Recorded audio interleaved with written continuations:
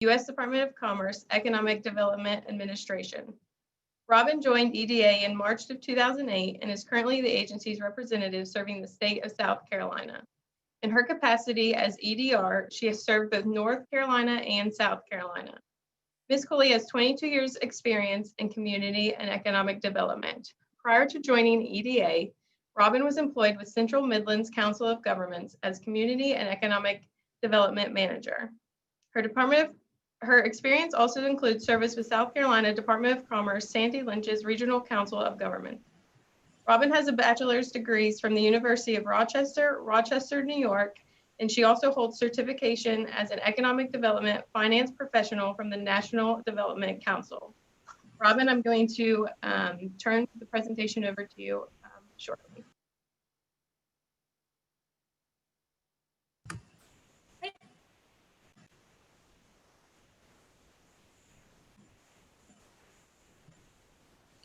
If we could put Robin's slides up, please. Thank you. Great. Robin, everything good to go? I believe so. Can you hear me? Yes. Can everyone give a thumbs up if you can hear Robin? Good to go. Okay. So thank you, Brittany. Thank you for that introduction, and thank you for the opportunity to participate in the workshop today. So as Brittany said, my name is Robin Cooley. I'm with the U.S. Department of Commerce's Economic Development Administration. I'm the agency's representative assigned to serve the state of South Carolina. And my job is to assist applicants with learning how to use our programs and how to successfully apply. Brittany, it looks like folks are popping up that they can't hear.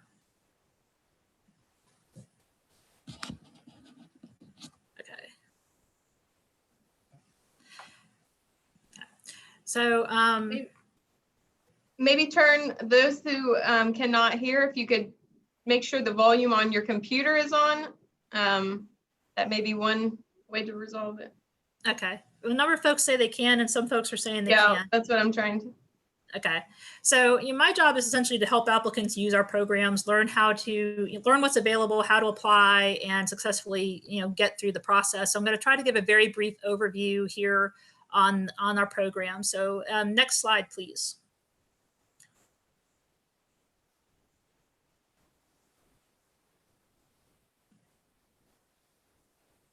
Okay. EDA's mission, as our name implies, our mission is economic development, and we promote innovation and competitiveness, preparing American regions for growth and success in the worldwide economy. Next slide, please. We fulfill this mission through investments in publicly owned infrastructure, publicly owned facilities, and capacity building activities that are designed to support the creation and retention of high quality jobs and the attraction of private investment to areas of substantial economic distress. Next slide. Our eligible applicants include units of government, so cities, towns, counties, and states, special purpose entities with an economic development or infrastructure mission, so things like your water and sewer authorities, some of the economic development alliances fit into this category, institutions of higher education, so things like your technical colleges, your community colleges, the universities. Our designated economic development districts within the state of South Carolina are the councils of government, federally recognized Indian tribes, which in the state of South Carolina is the Catawba Indian Nation in Rock Hill, and public or private nonprofit organizations working in cooperation with a unit of government. So these are the folks who can apply for funding if we are building something. They are the folks that need to own, operate, and maintain whatever it is we build and continue to do so for the useful life of the improvement. We have no authority to provide grants to individuals or to for-profit entities directly.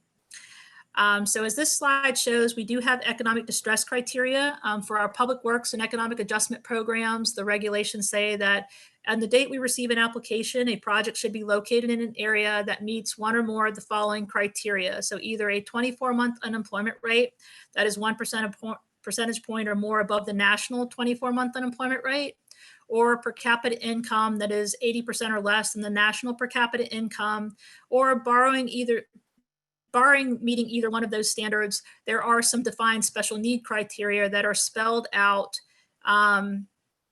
in the funding opportunity notice. So these are things like job losses from closures and layoffs within certain timeframes that are spelled out in the funding opportunity notice. Disaster declarations, like FEMA disaster declarations. We've had a number of those across the state since 2015. COVID-19 is actually a FEMA disaster declaration as well.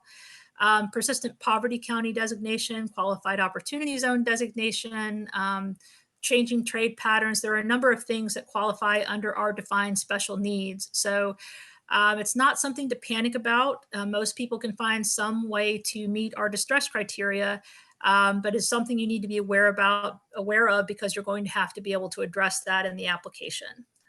Next slide. These are EDA's investment programs. These are the programs that we have had for the majority. The majority of these programs have been available since we've been in existence over 50 years. In the interest of time, I'm going to stick to probably the most popular programs that we see the most interest in. So our public works program is where the majority of our construction dollars sit. Most people want to build something, so it is probably the one that sees the most traffic. With this program, this is the publicly owned infrastructure, publicly owned facilities. Sorry, just a minute.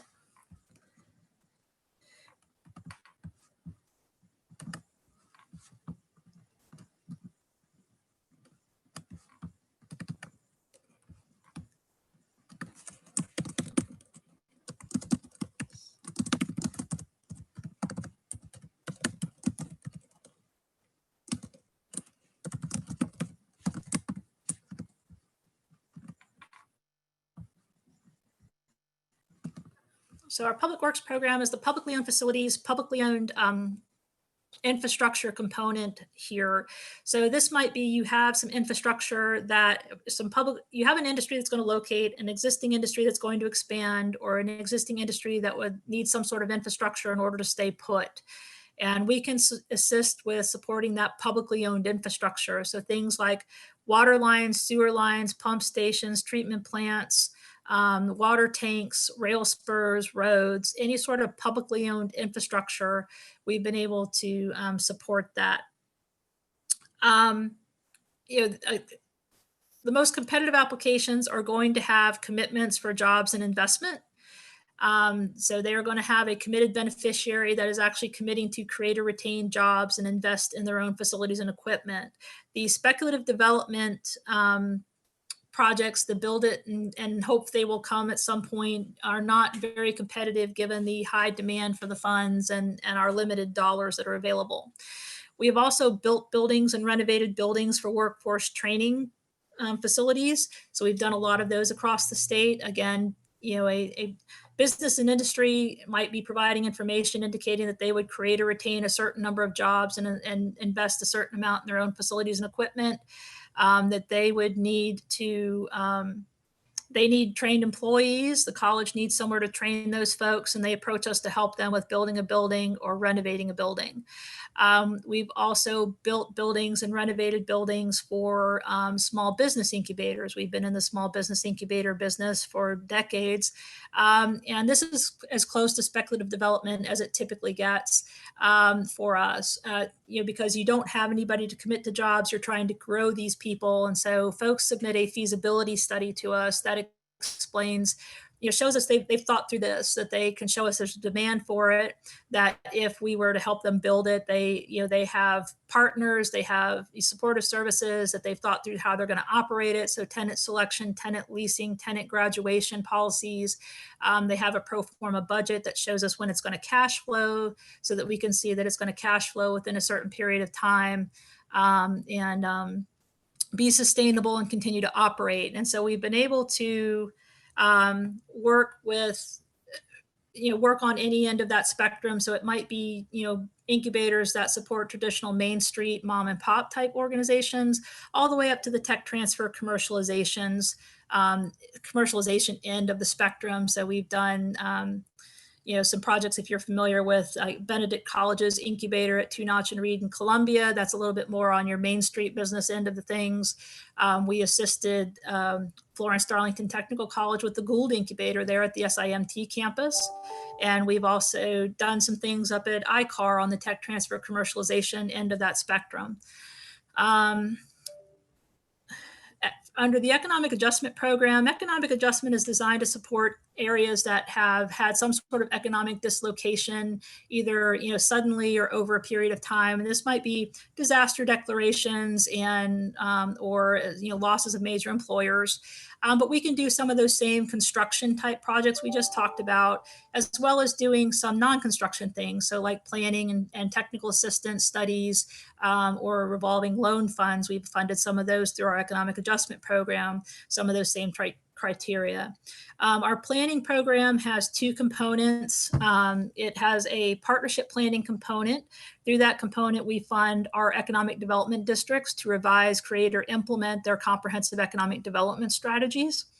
So that's a very specific piece of it. We also have a short-term planning component that goes with it, where we can fund smaller short-term studies and analyses to support economic development activities.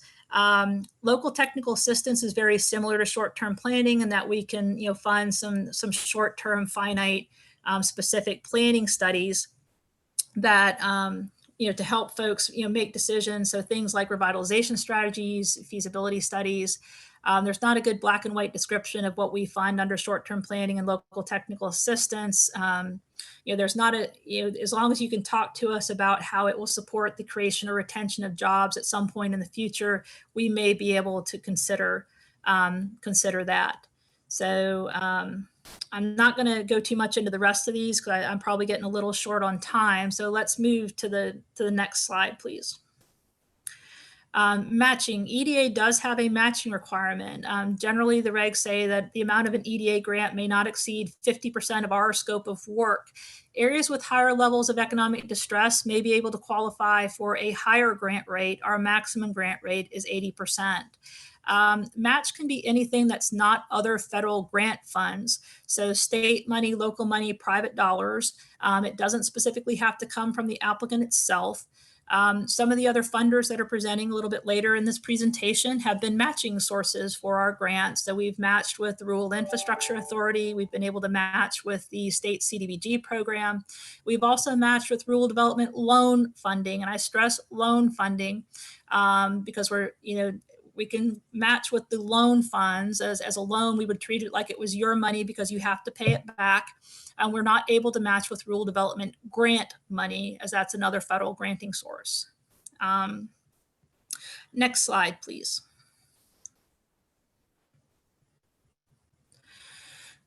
These are EDA's investment priorities. I point them out because they are part of the evaluation criteria for applications. And so in any application we receive, there is a question in the application that asks you as the applicant to explain how your project meets at least one, if not more, of these priorities. And I usually advise folks to try to address as many as you can. Most can meet recovery and resiliency. How does your project help the community recover from some sort of economic dislocation or loss, or make it more resilient for the future? Critical infrastructure, if you're building something, more than likely you can explain how you're going to meet critical infrastructure. Workforce development and manufacturing, are you building a workforce training center? Is your beneficiary potentially a manufacturer? For exports and foreign direct investment, or FDI, this again talks, about your beneficiary. Does the beneficiary of the project, that industry or business, potentially export product, or are they a foreign company like a Volvo or BMW who is investing here? The opportunity zone, is your project located in an actual designated opportunity zone, or would it, if it's not located in the opportunity zone, does it intend to benefit an opportunity zone? And so you would explain in your application materials and do the creative writing exercise explaining how you think your project meets at least one, if not more, of these. Next slide, please.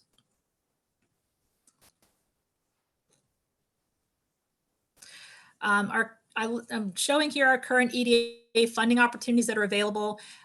We have our current Public Works and Economic Adjustment opportunity, our current Planning and Local Technical Assistance opportunity. Don't worry that they say FY 2020 or FY 2016 to 2019. And I know we're in FY 2021, but at this point, these are the valid funding opportunities until we publish something else. And so these are opportunities that are available on our website under our funding opportunity page. If you go to that funding opportunity page, you might notice there are other things listed there, other opportunities that are listed there that I do not have listed on this slide. And that is because these are national programs with national funding opportunity notices, and there's a certain allocation to each regional office. For anything I don't have listed here, that means that the Atlanta region has fully allocated its any funding it had available under those other things that I have not listed here as funding opportunity notices. So these are the two notices you would have available right now that would be of most use to you at the moment. Next slide, please.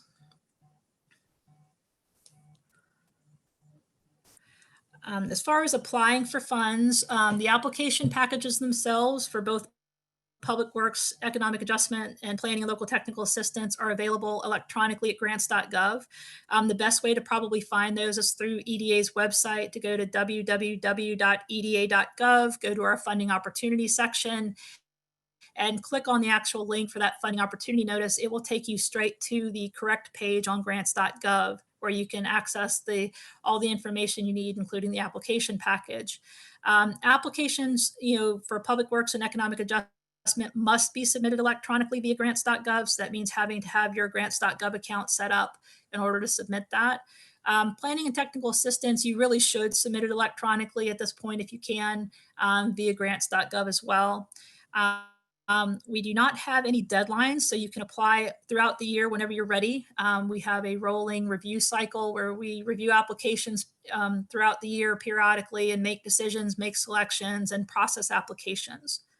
But there are no deadlines. Next slide, please. And this is probably the most important slide that's here at this point. It's my contact information. So I know I went fairly quickly and probably didn't cover or cover everything, or maybe went too fast for you guys to take too many notes. But this is the most important slide. This is my contact information and how you can reach me if you have questions or you would like to discuss project ideas. We're a very technical assistance friendly organization. So I can provide you with as much guidance and technical assistance as you would like to have. You do not have to kind of approach our programs as a sort of a shot in the dark kind of thing on your own. So please do, if you have questions or an interest in our programs, feel free to give me a call or send me an email. Right now, email might be the most consistent way to reach me. If you would like to have a call or discuss anything. So I think that'll be the end of my presentation for today. And thank you again so much for your time and your interest, and to Brittany and Rodney and Sel for inviting me to participate in the workshop. Thank you, Robin. I see that we had one question, I believe, in the chat related to your presentation, and it was stated, what about improving recycling and waste management facilities? Is there much success with this? For our program, I'm not sure how competitive that might be per se, because the most competitive applications are going to support creating and retaining long-term permanent jobs and attracting private investment. And typically that is associated with like supporting business and industry locations and things like that. But I'd be happy to talk to them if they have more they would like to discuss relative to that. Okay. Does anyone else have any more questions they would like to ask Robin after this information?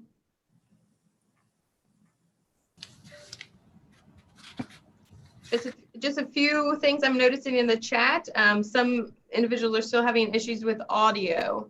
There is the dial in by location option if you would like to call in via your phone to get the audio, or maybe try to exit out of the Zoom call and restart it. Also, another question I saw was if this video or the seminar will be recorded, and yes, it will be recorded. We will post it to our accounts, shortly following, and I will send a follow-up email to all participants with that information.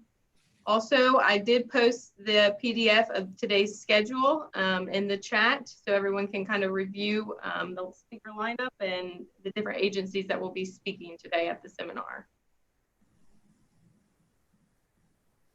Are there any other questions or concerns at the moment?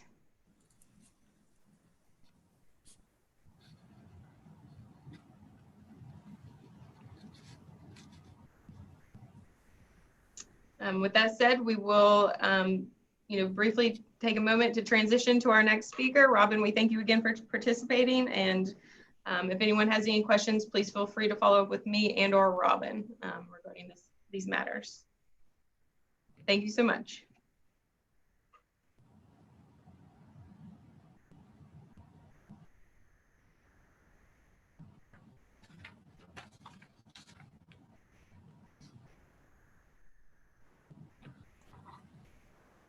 Sel, if you would like to go ahead and introduce our next speaker. Okay, thank you. I am Sel Hemingway. Pleased to be with you this morning and welcome everyone aboard. Thank you for a great turnout, as Rodney pointed out. Our next speaker is Greg White with the U.S. Small Business Administration.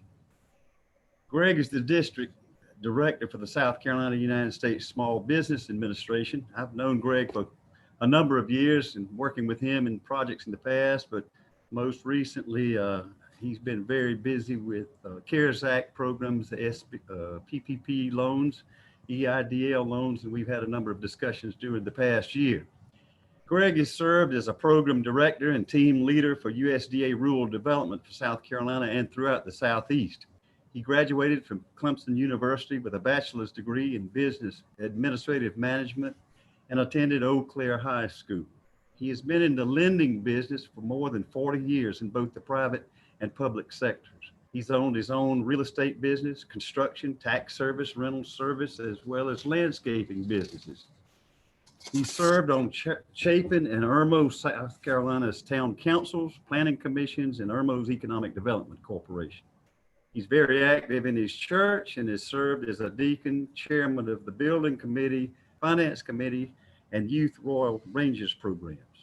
His hobbies include hunting, fishing, gardening, and weightlifting. He's been happily married to Bonnie White for more than 46 years, and they have 3 children and 7 grandchildren. We welcome Greg this morning, and I know that he's got some information that will be beneficial for us all. Good morning, Greg. Good morning, Sel. Thank you, Sel, Brittany, and Rodney for allowing us to speak today. I don't have a PowerPoint presentation. I'll be honest with you, things are changing so quick with the different programs we have right now. Anything I put down would probably change by the time I get off this conference. But I wanted to start out by letting you know that small businesses is an important part of South Carolina's economy. They create anywhere between 50 to 80% of the jobs in South Carolina, depending upon what business sector you're looking at. But we are structured so that we can provide different services, and it's broken down into 4 categories. The first one is counseling, and then we have contracting, capital, and disaster. And I'll start off real quick with counseling. We give grants to the Small Business Development Center, our SCORE chapters, our women business centers, to provide free counseling to small businesses for business planning, helping them assistance with applications, whatever type of counseling a small business needs as far as to grow and expand and recover from any disaster. They are there and they're available to help. We'll let you know that we have just got approval to open up a new women's business center in Charleston, South Carolina. We have one in Greenville, South Carolina, and one called Community Works, another one in Columbia through Benedict College, but those are our 3 women's business center. The other category that we talk about is contracting. We are responsible for making sure that federal contracts are issued to the small businesses in South Carolina, so that they all get a percentage allocation. Especially, we break them down into women-owned small business, small disadvantaged businesses, which we consider what we call our 8A program, service disabled vets, and hub zones. We monitor and look at about $8 billion a year in South Carolina for federal funds. That's a B with a billion with a B, not million. So there's a lot of federal funds that come into different parts of South Carolina. Small businesses are supposed to get at least 25% of those, broken down in those categories. So it's our responsibility to monitor and make sure everybody gets a portion of that. And we do that by handling our different programs. The third area that we work in, again, we talked about capital. We provide several different programs in our capital loan programs. We have a guaranteed loan program where we guarantee a bank loan. We have a 504 program where we have CDCs, or Certified Development Corporations, across South Carolina, approximately 8 of them, that provide fixed rate, interest rate loans. Currently right now it's around almost 2% for a fixed rate of up to 25%, 25-year term. And that is a very good program that works out with lenders taking a first mortgage, and the CDC will take a second lien position behind the first mortgage lender on a fixed rate for 25 years.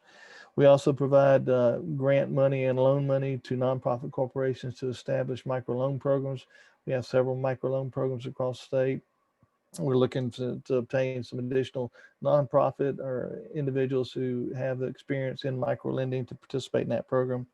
And then we have what we call our small business investment corporations, which invest equity in small businesses that have a chance to grow and expand their operation. One way you can access these different programs is through your commercial lenders or through our lender match program. You can go online and put in criteria that you would like to have. But if you can go to our website at www.sba.gov, you can find our lender match program, which you can obtain information there on how to be matched up with a lender on the different programs. The other grant, there's one grant program we have, we call it the SBIR, Small Business Innovative Research Grant and Technology Research Grant. That typically will go to a small business who has a potentially technologically advanced opportunity for research and development that wants to grow their business into a commercialized business.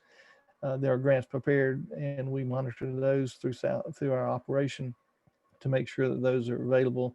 Different agencies, federal agencies across the nation participate in that.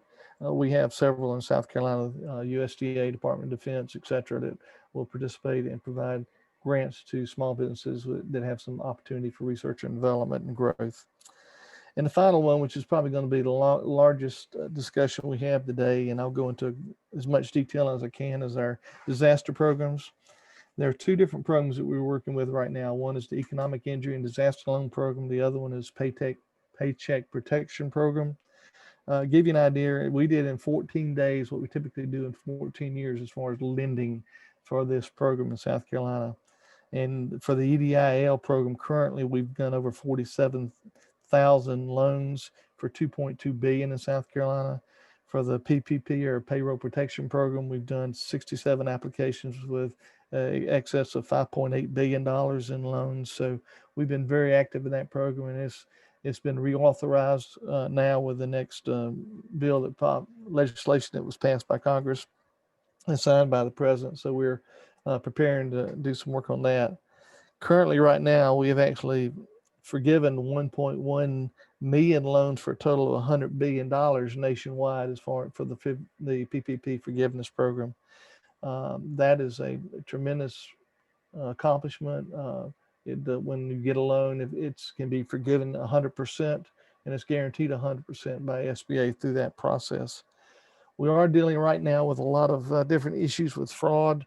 If you do have a entity or individual that has some concerns about maybe somebody that they're taking their ID and gotten a loan with that, please contact our office. We've got methodologies to report that and assist you with that. For the Economic Injury and Disaster Loan Program, the current program has been extended to 12/31/21, December of this year, so that now if you did not apply for the economic injury loan before, you can now apply. The max will be about $150,000 max, but it is a low interest rate loan for up to 30 years for a maximum of up to $2 million. But right now they've restricted it to $150,000 for each borrower at this point in time.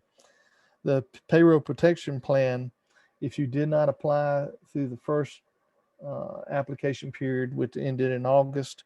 You can now reapply, and you have until the 31st of March to apply if you did not apply for the first round of PPP. Those loans are up to a $10 million loan, and it can be forgiven, and that's for payroll expenses, for rent, utility, other costs that can be involved in there specifically, and we've got a link to that information on our website.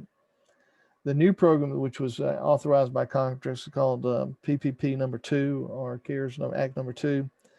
It goes from to 12/31 of 21, and it is just opened up today. Only CFIs or community financial are taking applications for that right now. And the same thing for the PPP-1. They are limited right now to just community financial institutions, so that small businesses, underserved areas, minorities can obtain this through the community financial institutions across the state. These institutions consist of CDFIs, CDCs, microlenders, minority development corporations. Those are the ones that can participate up until right now. It has not been released to the typical commercial lenders at this time, but when it does open up, it'll be opening up again as to the lenders that were available before. The PPP-1 has the same criteria that pretty much that was for the first year. You had to be in business or had not applied since the 8/8/20 loan. It does expand the coverage related to forgiveness. So there's some criteria in there that expands it to different entities. One of those entities are 501c6s, which includes your chambers of commerce, housing co-ops, travel agents, news organizations have been extended for the PPP-1. And if you did receive what we call an economic injury and disaster loan advance, it will now not be deducted from your forgiveness proceeds. Those who had it deducted and applied for the forgiveness will have it reimbursed back to them. And there's a much simplified application for loans for especially under $150,000. The PPP-2, the second draw program, is limited to businesses of 300 employees or less. Previous PPP-1 had 500,000 employees, 500 employees or less, but this is limited to 300 employees. And it's also maxed out at $2 million or less as far as loans. One of the criteria for this PPP second draw loan is that you have to have on a 25% loss in a previous quarter that you can compare it to. So if you had from 2019 to 2020 in one of those quarters, is you can do a comparable analysis and show a 25% loss, you're eligible.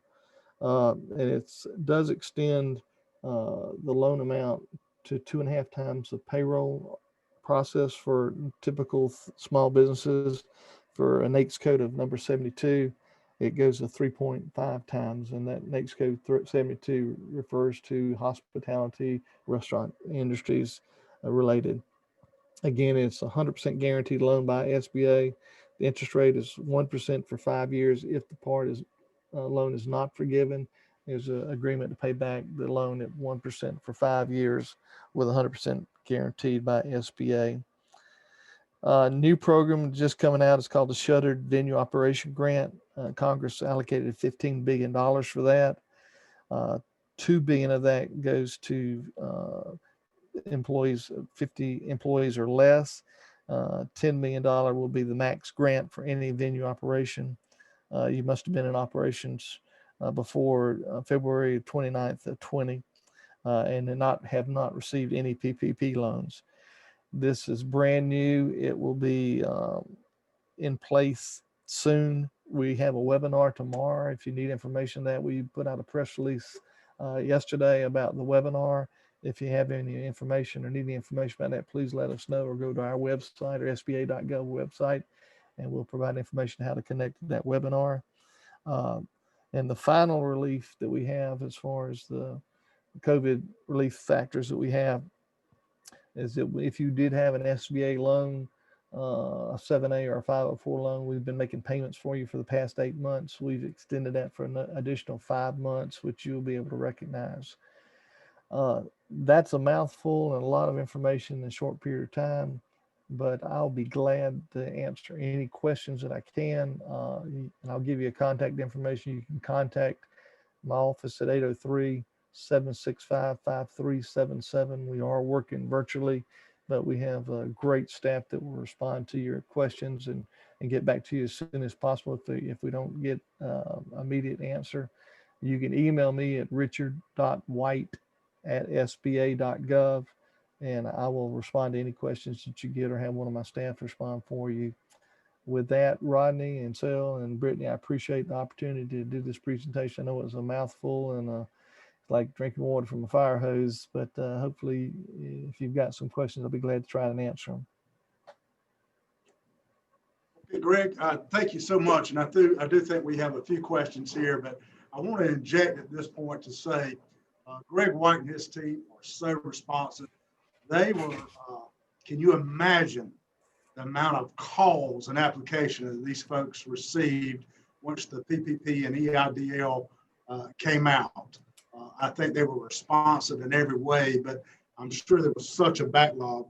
A quick story is that Congressman Rice did several roundtables throughout our community, down at the beach and inland in the PD with business owners as it relates to PPP. And I can tell you with full confidence, directly out of their mouths, it truly saved a lot of businesses. Many of them said that they would have folded had that not been available to them. Greg and his team is very responsive. They are to us, and Greg, we really appreciate our relationship. And I think there are some questions. Sel, I'm sorry for interrupting, but if you and Brittany want to read some of the questions, Greg, if you don't mind sticking around for just a moment, sir. I'll be glad to. Thank you. Yes, we have a few questions. First, I'm going to repeat your contact information. There's a few that did not catch that. The email is richard.white@sba.gov. And the phone number is 803-765-5, or could you repeat that, Greg? I believe I have an extra number here. 803-765-5377. Okay, thank you. So we have a few questions. The first one is from the South Carolina Maritime Museum. It states that they received an SBA relief loan last cycle. It looks like a representative called asking for additional info on their file. It was, let's see, they're trying to get a response to follow up with questions via email, and they need to have a contact number and questions about potential forgiveness from last June cycle. Who would be the best point of contact to follow up with that? Call our office, and we will put them in contact and follow up with the response. We have some inside phone numbers and emails that we can respond to. We don't have direct access to a lot of data, but we can kind of urge the Disaster Relief Center and the PPP centers to participate and give us information as quick as possible. So please contact my office and we'll assist as much as possible. Okay, the next question states, will the PPP be available to municipalities as well as small businesses? No, municipalities are not eligible for the PPP. 5036 or the newest entity that was eligible for that, along with some news organizations, but no, the municipalities are not eligible. Okay. The next question, if they receive the PPP loan, will they also be able to apply for the second round of PPP? Yes, that's the purpose of it, is that if you received a PPP loan and it did not help, it helped you, but you need some additional help, you can now apply for the PPP2 or second round, second draw, we called it. Maximum again is $2 million. You got to be able to show that you had a loss, a 25% loss from the previous quarter, comparable quarter in 2019 to 2020. Okay, and then another question just came through the chat from David. It says, when do you think live venue grants will go live? Any PPP available for live venue grants? The grant for the live venues is, again, we have a seminar tomorrow. Please sign up for that. We do not have a specific date as far as when it was supposed to be active 45 days after legislation was signed. So they've got 45 days to put it into activity, but we don't have a specific date for it yet, but the webinar will give you more information on that. So please contact me if you need information about how to sign up for the webinar. And can you remind us of the date and time of the webinar tomorrow, please? The webinar is tomorrow at 3 p.m. Okay. Two more questions came through. One from Susan. Does it matter the quarter comparisons 2019 through 2020? No, it does not. You can choose any of the quarters as long as they're comparable quarters. Okay. Another question states from Joseph, is there any funding available for businesses that were created in 2020?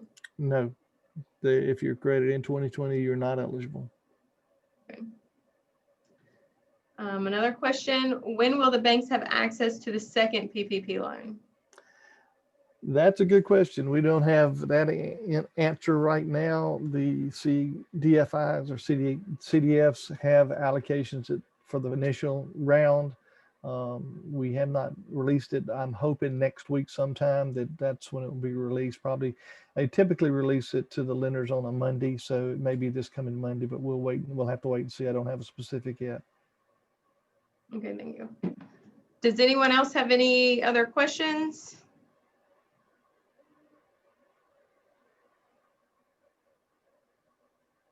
Okay, with that said, we thank you very much, Greg, for your time and your presentation. Oh, we have one more question come through. It says, how soon might we see the funding, the money? It depends on which one. If it's an EIDL application, it usually takes 30 to 45 days for funding cycle. That's been something we have not had any control over. For PPP, once it's applied, it's up to the lender to disperse the funds once he feels comfortable with the application. It can almost be done in a daily approval. So probably a little bit longer this time because we're doing a little bit more scrutiny on the PPP applications under the second draw program. So I would say 2 to 3 days minimum. Could be longer than that, depending upon how the lender and the individual business works together to get the application information to SBA. Okay. Two individuals just asked if there's any plans for EIDL forgiveness as well as PPP2 loan forgiveness. PPP2 is a forgiveness program. It's very similar to the first program. If once you meet the criteria and apply for forgiveness, the loan can be forgiven 100%. EIDL is a loan. There's no plans to forgive that loan. That's a normal disaster programs, which we use for disasters, for tornadoes, hurricanes, fire, etc. So it's a loan program. There is no plan to offer forgiveness on that. There are talks, and this is just speculative. I don't want to get too speculative, but there are some talks about providing EIDL grants again, depending upon the conditions. So we'll have to wait and see what Congress does on that. Okay. Well, thank you again for your time. With that said, we will move on to our next speaker. Thank you very much, and I appreciate this opportunity, and it's a pleasure working with y'all. Same to you. Thank you so much, Greg. Next, our speaker is Rod McCants with the South Carolina Department of Commerce. Rod McCants works with the South Carolina Department of Commerce and is the Grants Project Manager for CDBG projects in the Lower Savannah, Upper Savannah, and Central Midlands regions of the state. With that said, Rod, please feel free to continue with your presentation. Can you hear us, Rod? Sorry, I don't need. Hi, Rod. Can you hear me? Yes. Right. Can we have a thumbs up if everyone can hear Rod? Well, thank you for the introduction and for having Thank me you, Rod. here today. As mentioned, I don't get to manage projects in this region of the state, but I am from the Andrews area, so this part of the state is really special to me, and it's really a treat to get to present here today for you all. At any point during the presentation, if you have a question, please feel free to speak up and stop me or use the chat feature. And maybe before we start, how many of you are familiar with the CDBG program? If you are, could you maybe drop a yes in the chat? There were already some yeses from before. But, okay, perfect. I see Moretta Dorsey online. Hey, Moretta. Hey, Rod, you may need to speak up just a little bit, sir, Okay. please. Thank Sorry you. about that. That's okay. Okay. Well, good. I've mentioned that because for those of you who maybe aren't familiar with the program, know that I'm always a resource here to help you, as well as folks from the local COGS. But as you're kind of doing some project development and thinking about the program, it might be a good idea to reach out to your colleagues who are familiar with the program. So a great resource here to check back with later. So let's go ahead and dive in. Go to the next slide, please.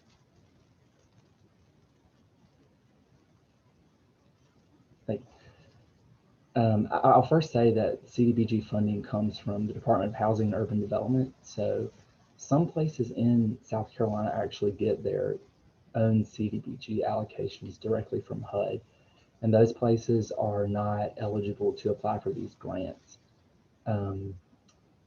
For the purposes of this talk, I think that the only places in Congressman Rice's region that are ineligible are unincorporated parts of Horry County and maybe the city of Myrtle Beach. If I'm wrong, please correct me on that. Maybe someone from the COG will know the answer to that, but I believe that's right. A few things to know before we do kind of get started and talk about some different projects. Know that only units of local government can apply for these projects, and all projects have to benefit an LMI population. And you can see here on the slide, an LMI person is considered a household making 80% or less of the county's median income. You can find that information from census figures, and as well as by doing some door-to-door surveys. We'll talk about that in just a minute. And then the only other time where that requirement isn't a requirement for the program is if a project is addressing slum and blighted conditions. And again, we'll talk about that a bit in just a second. Could you go to the next slide, please? So this is our current funding allocation from HUD. Like take that down again. It's on our website too. It's a great resource. To the next slide. Okay, so we'll go ahead and maybe dive into some of the different types of projects that we can fund. With the program, there are two main funding rounds. One is for infrastructure, and the other is for community enrichment projects. So we'll start with infrastructure. Infrastructure projects are designed to create a significant improvement to existing infrastructure in the area. These projects should maybe contribute to the creation of healthy and sustainable residential communities, whether that's through water, sewer, drainage, and sometimes road improvements. As you can see there, that those are the grant maximums and the minimum that are required. Know that we can provide up to $1 million with prior approval. So kind of thinking about different examples of these types of projects. On the left here, you'll see an elevated water tank that we funded down in Brunson, which is in Hampton County. Do we have any maybe utility providers or regional water and sewer authorities in the group? Know that we can partner with groups like you. So in the case with this water tower, all the water for Brunson is provided through Low Country Regional Water Systems. So they were the subrecipient to this grant, but the town of Brunson was the grant applicant. So the grant money came through them, but ultimately Low Country Regional Water System played a really big part in the project. Could you go to the next slide? So some other types of infrastructure projects we've done in the past. We've done a couple of pump stations down in Andrews, and then in unincorporated Georgetown County, we did a water extension out in Carter's Crossroads area. So looking at these projects compared to the water tank, The water tank was designed to benefit all the residents within the town of Brunson. So we were able to look at the census numbers for the town of Brunson to decide that I think they were maybe 60% LMI. So there was no need to survey. But in Andrews and in Georgetown County, we looked, working with engineers to understand who was actually going to benefit from those two projects. And from there, we did door-to-door income surveys to determine if the beneficiaries from this project would be 51%. So from that, you can kind of get an idea of how we can gauge if these projects will work and if they won't work. Could you go to the next slide, please? We've also done some drainage improvement projects. Like I said, most of my projects are more in the upstate, so not as many drainage issues there. But I know this has been a problem recently for a lot of localities in the low country. So in Beaufort, we work to do some upgrades to their current drainage system as a part of the infrastructure funding round. Okay, next slide. So we'll move on to community enrichment. This is the current allocation and the grant maximum. Note that we can go above the $500,000 maximum if the project is a streetscape project. We'll talk about that in just a second. Next slide. I will say, back about the last slide, that as far as community enrichment goes, these projects are designed to fund public facilities. We can do different services and other activities that are going to strengthen the existing communities and ultimately contribute to a higher quality of life in the area. So that might come through increasing economic competitiveness, education and workforce, or creating safe and healthy communities. As a part of community enrichment, we can fund studies. So we won't really get into that here, but here are some of the types of studies that we can fund. If you do have questions about that, please feel free to reach out to me after the presentation. I'd be happy to talk to you about it. So on to the next slide. I mentioned streetscapes. This is probably one of my favorite streetscapes that we recently completed in Edgefield. In this case, we said that this streetscape is going to benefit the entire town of Edgefield, which was over 51% LMI. So in partnership with the town of Edgefield, we provided all new curb and guttering around the square, new landscape, lighting, some security cameras, the brick crosswalks, and the brick on the sidewalks. And I think it turned out so wonderfully. On to the next slide. Again, we did a similar project over in Orangeburg. In this case, we did 2 city blocks. Typically, the streetscapes are about 1 to 2 blocks. And in this case, we did, again, landscaping, new sidewalks. The street was repaved as a part of that project too. And can we go to the next slide, please? So kind of away from streetscapes, like I said earlier, other services that are going to maybe strengthen education and workforce development in an area are eligible under this component of the program. So down in Estill, we partnered with the county and a few other funding sources to help expand the library there. I think it tripled in size. And there's now a technology system there, a small workforce development hub. It's been a really great resource there in Estill and surrounding areas. Next slide. Okay, so as I mentioned earlier, some of the projects don't actually have to benefit LMI residents. They can address slum and blight. So there are 2 ways you can do that. One is through the demolition of private residences in a neighborhood, and the other is through demolition of buildings that are owned by a locality. So maybe you have a building that's crumbling on Main Street, it's beyond saving, and it poses a safety risk for people walking down the street. If the locality, whether that's the county or the town, owns that building, we can fund a project to demolish that building and clear it for future use as maybe green space. But we can also fund demolition in neighborhoods. This has become a really popular part of our program. And when doing it, we see most success when people identify a certain neighborhood. So if you're from maybe Aner, and there's the north side of town that has several houses that could really be demolished. They are an area with a lot of crime and just an eyesore for the community and pose a safety hazard. We recommend you just identify that neighborhood and say maybe 15 to 20 houses are in that area that need to be demolished. We can come in and fund a project to demolish those. We'll say that we recommend maybe focusing on 15, 20, 30 at the most, because as you start working with ordinances and trying to get under permission, sometimes to demolish these, it can take a little while. Let's see. I think we've got some questions. I'll quickly stop. We cannot, there's a question about infrastructure with existing structures.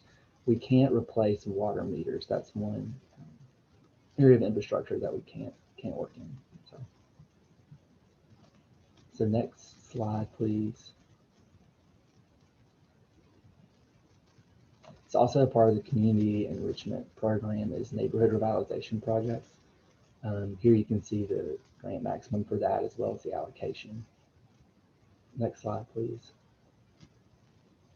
So these projects should assist in the development of sustainable communities through revitalization of in-town residential neighborhoods.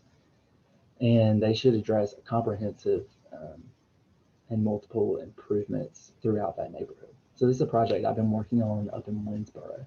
As you can see on the left here, they identified a map of that neighborhood for the Zion Hill Fortune Springs Park neighborhood. And you can see different colors that are pinged on there. Those sort of represent, like I said, the comprehensive approach to this project. So I think one of the colors represents houses that are supposed to be demolished. Some are for new lights and security cameras. There was a little park in the area that we're partnering maybe with the county to do some upgrades there. And I think there were some crosswalks. A lot of times we see these projects, they become multi-phase projects. So know that if the $500,000 or $750,000 doesn't seem like enough for what you want to do in this neighborhood, it can be broken down over a couple of years as a multi-phase project.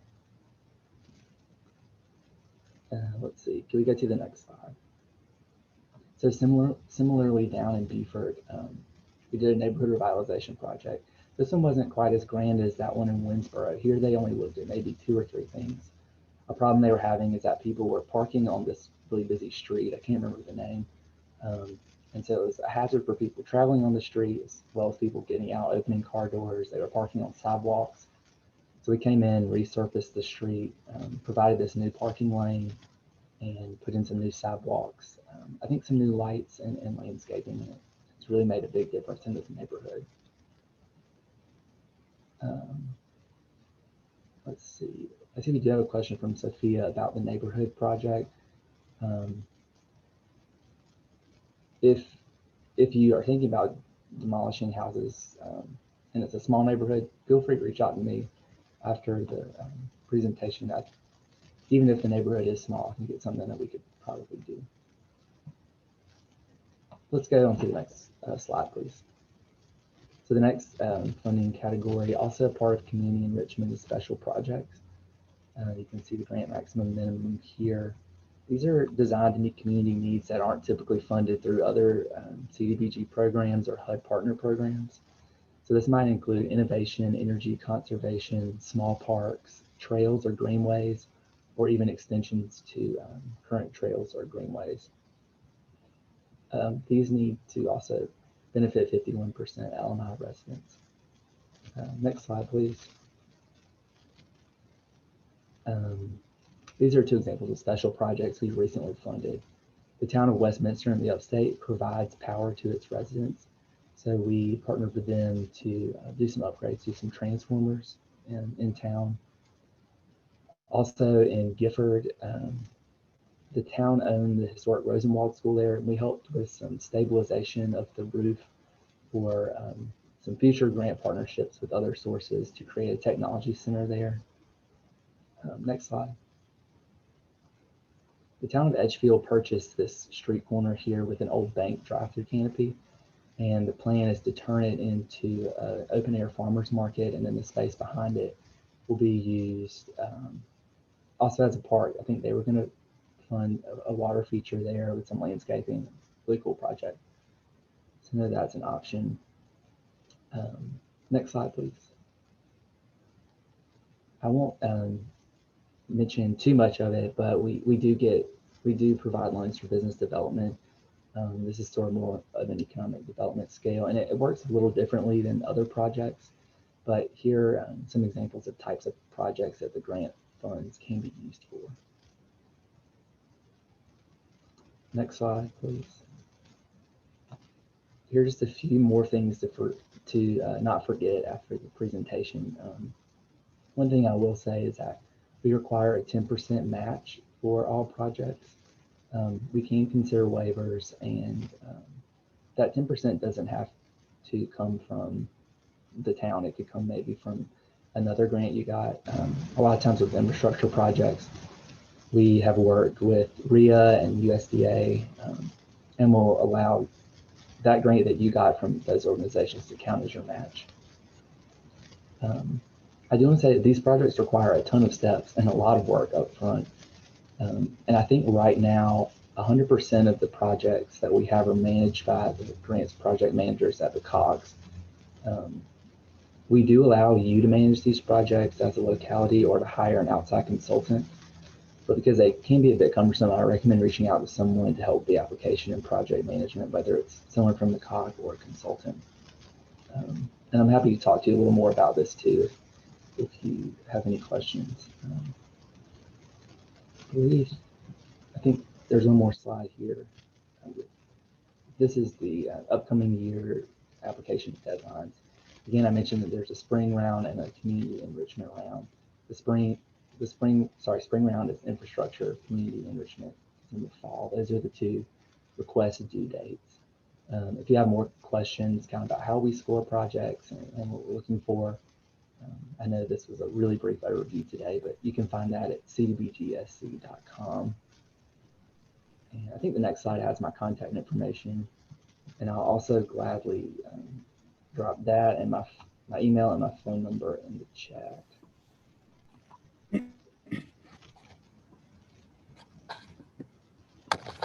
Thank you, Rod, for the presentation. Rod just posted his contact information in the chat as well. Due to the interest of time, we will follow up with these questions after the seminar, so we can transition into our next speaker. Thank you again, Rod, and we greatly appreciate you being here today. Sal, would you like to go ahead and introduce our next speakers? Yep. Thank you, Brittany. Our next speaker is actually two speakers during this segment. Marty Bright Rivera is the acting state director for the South Carolina USDA Rural Development Agency. And prior to becoming the state acting director, Marty served in the South Carolina State Office as the Associate Enterprise Director, where she was the Program Director for Business Management and Administrative Matters involving Human Resources Management, Contracting and Procurement, Comprehensive Budget and Fiscal Management, and Management Analysis. She also served as the Branch Chief for the Rural Development Enterprise Operations, Branch 4, as well as Acting Director in the state's Community Economic Development Director. Marty's previous federal service includes serving as a human resource specialist and manager with the USDA Natural Resources Conservation Service. And she served 20 years with the U.S. Army, where she retired as a Sergeant First Class. She is a life member of the U.S. Army Non-Commissioned Officers Association, and I'm sure you all join me in thanking her for the service that she's provided in this capacity. Marty earned a graduate degree from Webb University in Human Resources Management and a Bachelor in Business Administration from the University of South Carolina. She currently resides in Columbia, South Carolina. Joining Marty in this segment is Stuart Hucks, an area specialist with USDA Rural Development Program. Stuart was born and raised in Florence County. He graduated from Clemson University in 1991 and has been with rural development for almost 30 years. During that time, he's worked in 6 different offices around the state and has worked in every division of rural development. He is currently a specialist in Community Programs Division and is responsible for administering the community facilities and water and sewer programs in the northeastern part of South Carolina. We welcome Marty and Stuart to present this segment, and certainly glad to have you with us this morning. Good morning. Can you hear me? We can. Thumbs up, good. As introduced, I am Marty Rivera and serving as acting director here in South Carolina. And thank you for having us here. With me today presenting on behalf of USDA Rural Development is Stuart Huck, and he is your area specialist in this district. Also, Jesse Risher is on the line from Rural Business Co-op Programs, in case we should have any additional questions in that area. And Stephanie Bittaker, who is our Public Affairs Officer.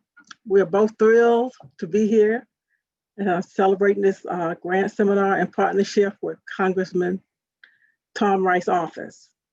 Rural Development offers loans and grants for many programs such as single-family housing, direct and guaranteed loans, which I'm sure most of you are familiar with, multifamily housing, community facilities, and rural utilities, along with our rural business programs. As part of our mission at Rural Development, we strive to expand our infrastructure in rural communities and increase our partnership with innovative measures across rural America. Now, at this time, I'd like to turn this over to Stuart, who will discuss our programs and share details about how rural development can assist rural communities, because we believe that when rural America strives, all of America strives, and together, America prospers. Stuart? Thank you, Marty and Sal. Good morning. Can everybody hear me okay? The volume good? Yes. Okay. I'm going to talk to you today about the grant programs that rural development has to offer. And if you go to the next slide, please. Marty mentioned this. Rural Development is an agency funded through U.S. Department of Agriculture. And there are 3 mission areas and 5 divisions within the agency. There's the Rural Business Cooperative Service, which provides funding for rural business, construction, expansion, and equipment. The Rural Utility Service that funds water, sewer, landfill, stormwater, electric, and broadband programs. And the Rural Housing Service, which includes the single-family housing program for homeownership and home repairs, the multifamily housing program for financing apartment complexes, and the community facilities program that provides funding for community services projects. Now there's over 3 dozen programs within those 5 divisions. I'm not going to talk about all of them today. I'm going to talk to you about maybe 12 or 13 of them within those 5 divisions. But most anything that a community needs, a rural community would need, rural development can provide funding for. And the programs we'll talk about today are the grant programs within each of those divisions that are available to rural communities. You'll go to the next slide. First up are the grants available through the Rural Housing Service. And again, that's going to include the single family and multifamily and community facilities divisions. The single family housing 504 repair grant is first. The housing preservation grant is next, and then the community facilities grant. Next slide. The single family housing 504 home repair funds are available to very low income homeowners who are 62 years of age and older. Now, the grants are only available to those who don't have repayment ability for a loan, and the homeowner must use those funds to remove health or safety hazards or make the home accessible for a disabled person living in that home. Eligible repairs would include repair or replacing the roof, installing storm doors or storm windows, repair or replacing the heating system, structural repairs, or handicap ramps. Cosmetic repairs would not be eligible under this program, and that would be things like new floor covering, painting, countertops, or interior doors. Those things would not qualify. The home must be located in a rural area with a population of 20,000 or less. And because of limited funding, most requests are funded as a loan grant combination, where part of the request is a loan and part is a grant. The maximum lifetime grant available to the homeowner is $7,500. That can be all at one time, or it can be made through several awards. And loans of up to $20,000 at 1%, that's a fixed interest rate for 20 years, are also available if the grant funding won't cover all of the necessary repairs. Next slide. Homeowners can apply for funding at any time directly through their local rural development office, and we have 8 offices around the state. There's 2 in the upstate, Anderson and Spartanburg. Aiken and Chester are in the Midlands. Walterboro and Orangeburg are in the Low Country, and in our area, Florence and Kingstree serve the PD region. Next slide. Next up is the Housing Preservation Grant Home Repair Program. And these funds are available to public bodies and nonprofit corporations. So private homeowners are not directly eligible for funding from rural development. But the public body or the nonprofit corporation will use the funds to repair or rehab homes for low and very low income families. And eligible repairs would include replacing roofs, storm doors and windows, replacing heating systems, or structural repairs similar to what would qualify under the 504 program. The homes have to be owner occupied, so rental property is not eligible. And the home must be located in a rural area with a population of 20,000 or less. So the organization that applies to rural development for funding would use those funds to benefit the homeowner. They're not required to provide matching funds for this program, but this is a competitive process. So matching funds help when we score the application to determine which ones would get priority for funding. Next slide. Any organization or public body interested in applying for funding under this program can apply directly through the Rural Development State Office. And that, of course, is in the federal building in Columbia.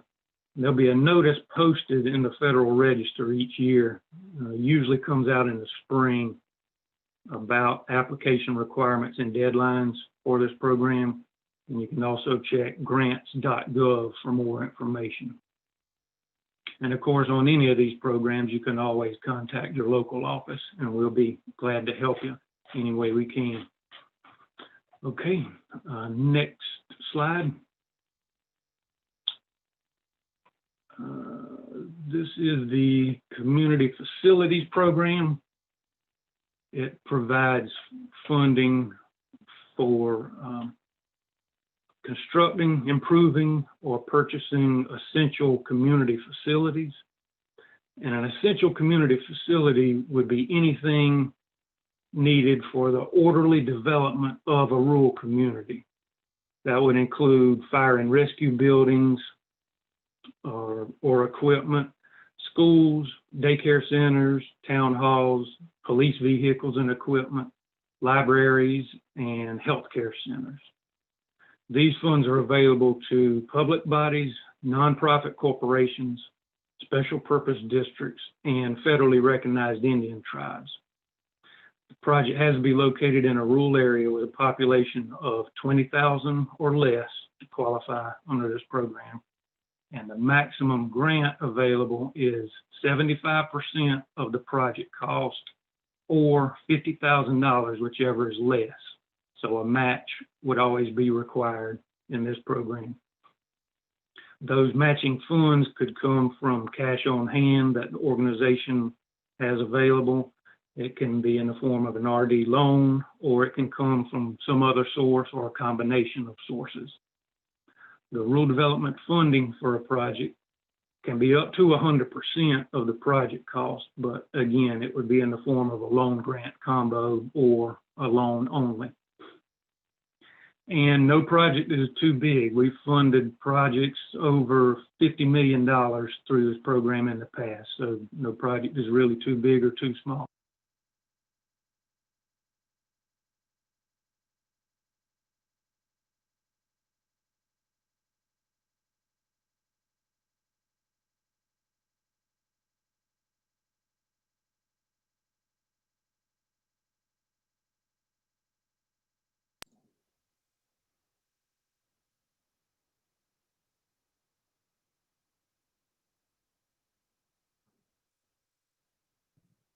Stuart, have we lost you?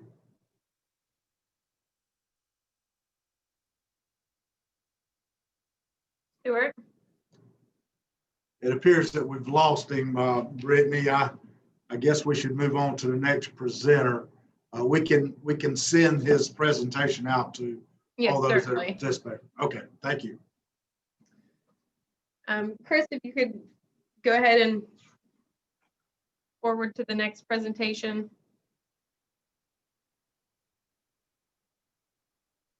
So our next presenter is Jackie Mack. Jackie Mack is a senior program manager at the South Carolina Rural Infrastructure Authority, where she manages infrastructure grants mainly in the lower half of the state, as well as the Waccamaw region. She has been with South Carolina RIA since inception of the program in 2013. Prior to that, she worked at the South Carolina Department of Commerce and managed several grant and incentive programs. With that, please help me welcome Jackie Mack. Thank you, Brittany. Can everyone hear Jackie? If you could give us a thumbs up. Good. Thank you, So Brittany. much. Okay, and good morning, everyone. Next slide, please.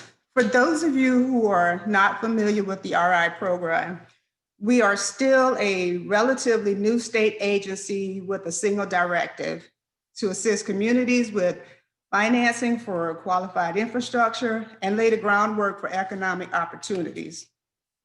While we are a small agency, we handle approximately $100 million in new infrastructure financing on an annual basis.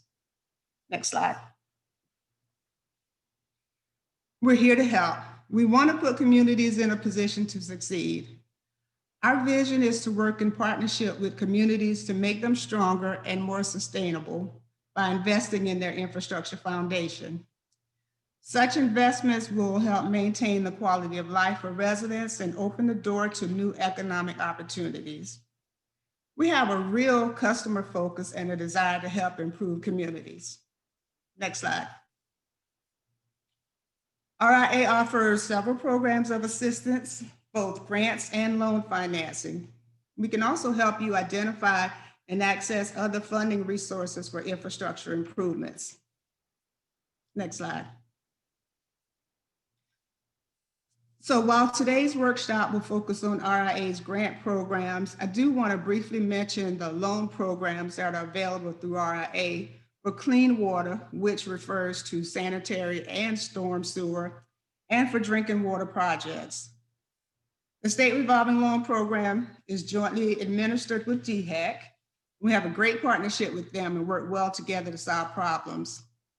DHEC selects projects and manages the technical aspects of projects, while RIA's Office of Local Government manages the financial and loan components of the state revolving funds. This includes making sure that project sponsors have the ability to repay the loan, issuing the loan agreements, dispersing funds, and handling the repayments. Some key benefits to the SRF loan program are the low-cost financing that translates into savings for rate-paying customers, and below market interest rates, which are currently at 1.6%. Fixed rate financing up to 30 years for qualifying incentives, and low closing costs. Since this program has been with RIA, we have closed $616 million in loans, and there has been no defaults in the program's history. We're excited about that. Next slide. In terms of our grant program, we have assisted a total of 364 projects with 148 million in grants. Of that, 104 was for the basic infrastructure needs and 44 million was to support new or planned economic development projects that propose 7,800 jobs and 2.8 billion in private capital investments. So this is what 364 projects look like on a map. We've awarded grants in every county, and 78% of projects have been located in rural or distressed areas. Next slide. Who is eligible?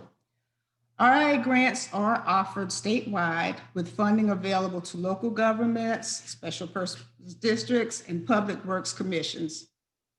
In addition, not-for-profit water and sewer companies may also be assisted with RIA funds as long as the local government whose jurisdiction they're located in applies for the grant funding on their behalf.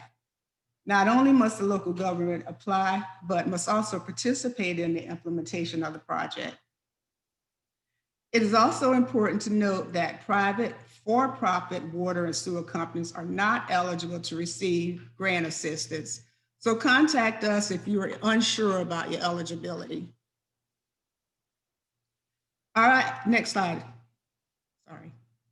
RIA's focus of funding throughout the state continues to be eligible construction activities directly related to upgrading, improving, and extending water, sewer, and drainage infrastructure.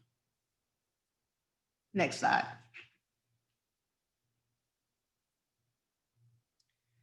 As shown on the slide, you can see the RIA projects cover a wide range of activities such as wells, lines, tanks, raw water intakes, even mitigation of flooding through drainage improvements.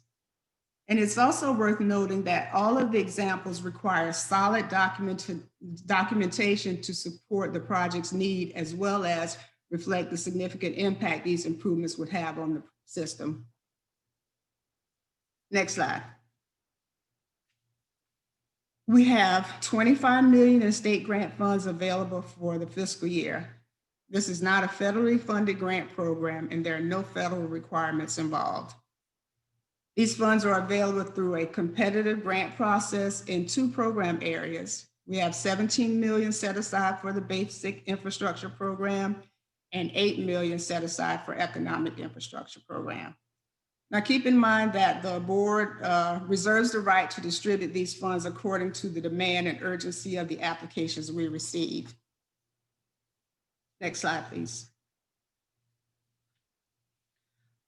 While the grant award available each year is $500,000, the average amount awarded to date is a little over $407,000.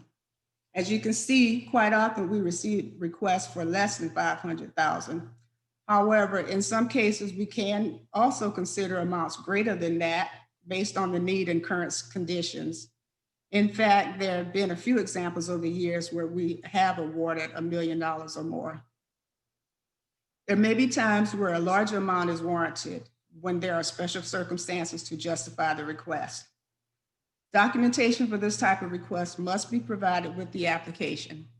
For example, does the project involve a regional approach that will lead to greater sustainability, resolution of a consent order, or other system-wide improvements that will have substantial impact? Does the project involve job creation or retention of at least 100 jobs, or system-wide improvements that are necessary for economic development? Is there a significant contribution of other funds? And what is the financial capability of the applicant? If we approve a grant exceeding $500,000, it may result in a delay of eligibility to apply for future grants in that particular category. So you want to consult your program manager for assistance before making such a request. Next slide, please. Now, any entity that applies for RIA grant funding is required to participate by cost sharing on the project. So how is this accomplished? First, all applicants are required to pay for any non-construction costs such as administration, engineering, or acquisition. Paying for such non-construction activities is a way to maximize the available resources that might otherwise be limited. Also, it reflects a system's willingness to invest in their own infrastructure. Next, applicants located in counties designated as Tier 1 or 2 by the Department of Revenue and are shaded in blue on this map, they also have an RIA match requirement for construction costs. What does that mean? It means that systems within these counties must commit local funds for at least a 25% match as part of the RIA construction budget. However, counties with a Tier 3 or 4 designation, meaning they're distressed or least developed and are shaded in green, have no construction match requirement. These requirements will help applicants be more vested in success of the project and allow grant funds to go further. Now, we're also flexible with regard to sources of the 25% match, and it's entirely up to the applicant. It can be any other federal or state agencies such as CDBG, SRF, Rural Development, EDA, or it can be local funds such as your impact fees or county transportation committee funds. Now, many of you also may have questions about what we pay for, especially when compared to other funding agencies. In such cases, please contact us directly about specific projects you're considering. And this is one of the reasons we ask for a detailed cost estimate as part of an application, because it helps us identify which parts of the project may be RIA eligible or not. Next slide, please. As you begin to pull together ideas for a project, which will ultimately determine your submittal of an application, I'd like to review some general guidelines and thresholds that may impact your decision to apply. You may submit only one application in each of the grant categories. Now, I've mentioned them earlier, but I'll provide more detail on those next. Once a project has been approved, it should generally be completed before another application is submitted. And projects should be completed and closed within a 24-month grant award period. And finally, applicants must be the owner of the system. In addition, the applicant must be able to demonstrate the ability to properly operate and maintain the system, as well as any RIA-funded improvements. We're sometimes able to offer flexibility within our program requirements, guidelines, and thresholds based on the current conditions and situations that may arise from external events. For example, current grantees in Tier 3 or 4 counties at the time of application may be eligible to submit another application within the same competitive grant category if 75% of RIA funds have been drawn and documented, or the grantee has a recent public health violation requiring timely action, and the grantee demonstrates capacity to carry out multiple grants simultaneously.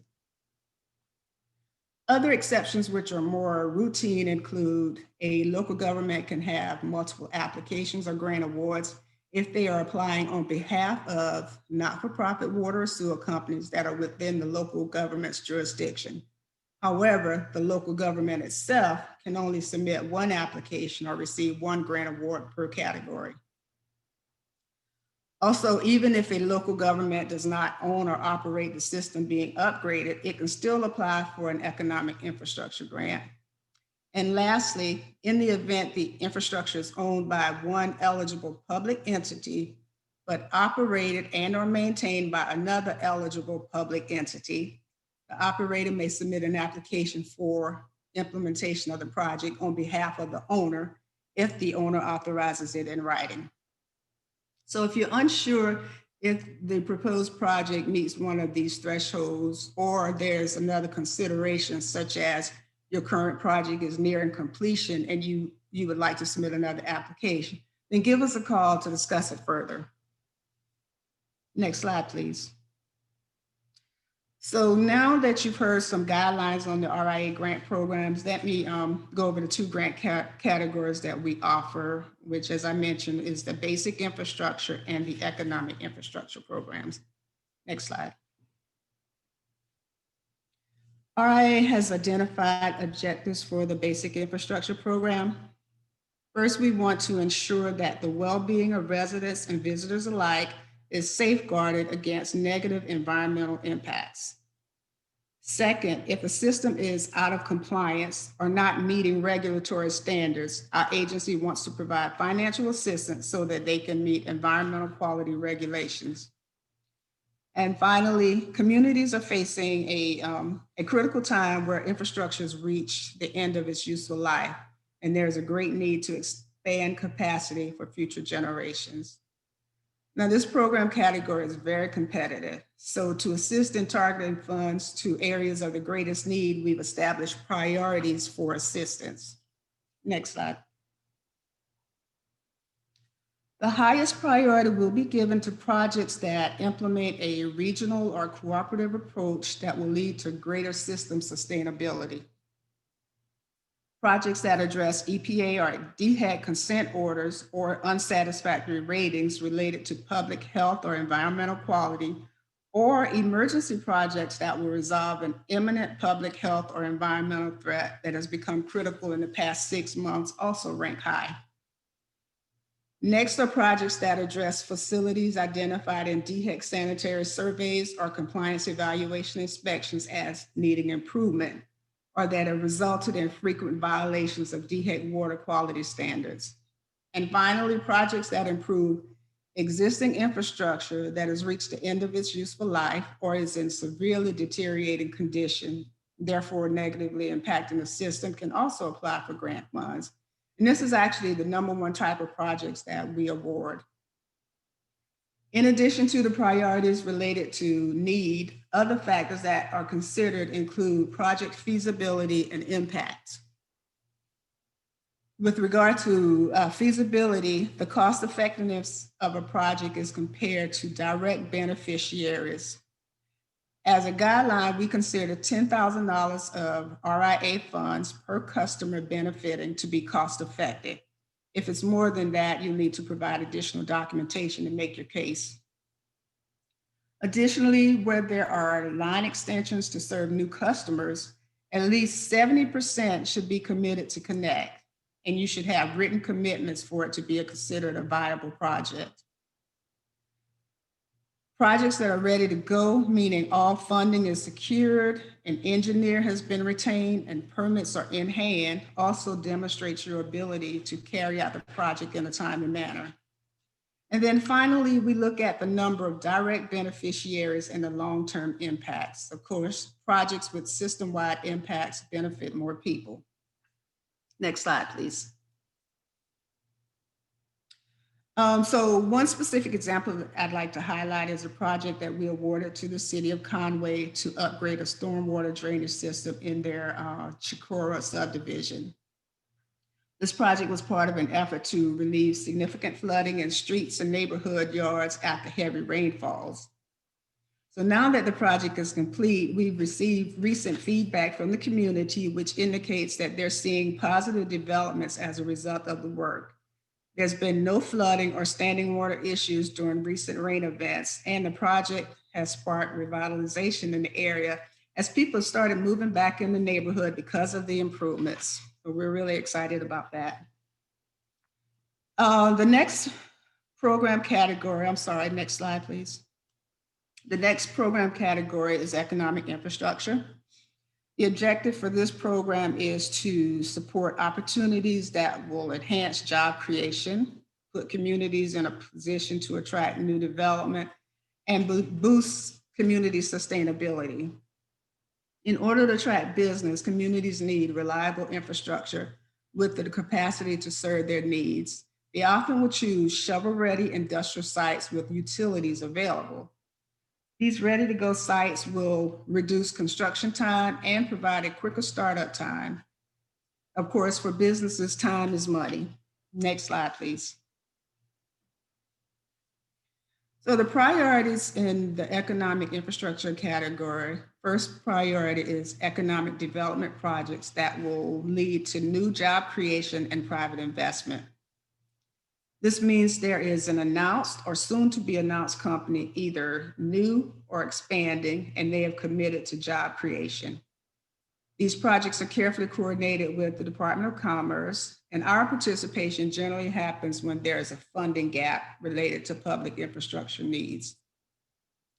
The second priority is to expand system capacity to help existing businesses create or retain jobs or to accommodate reasonable growth.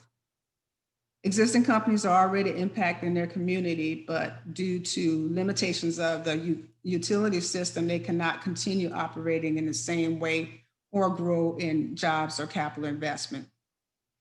And finally, we will assist with infrastructure to serve publicly owned industrial parks and sites, essentially supporting product development. Industrial sites with utilities already available saves time and money and makes the site more attractive to businesses who want to get operations underway quickly. Next slide, please. So allow me to point out a couple of considerations when looking at potential projects in this category. Because they are state funds, only publicly owned sites for product development and public infrastructure related to economic development will be assisted. Also keep in mind that for job creation projects, RIA costs should not exceed $10,000 per job.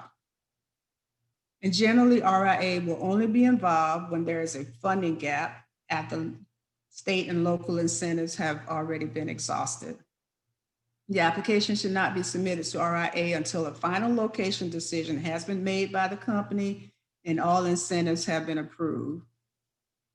Again, for all job creation projects, a performance agreement that commits to job creation within 5 years will be required from the company and the grantee. This performance agreement requires a pro rata repayment if jobs are not created. And finally, most economic development projects will fall under the competitive grant category, even when there is job creation. But if there is a need for a timely response due to the potential to lose the company and jobs, the application could be considered outside of the competitive process, but that will be an RIA decision. Next slide, please. So an example of an economic infrastructure project is one we awarded in Dillon County, which is home to one of only 2 inland ports in the state. Near the inland port is the publicly owned Gateway Industrial Park, which is home to Harbor Freight Tools. And Harbor Freight is a major county employer with 850 jobs.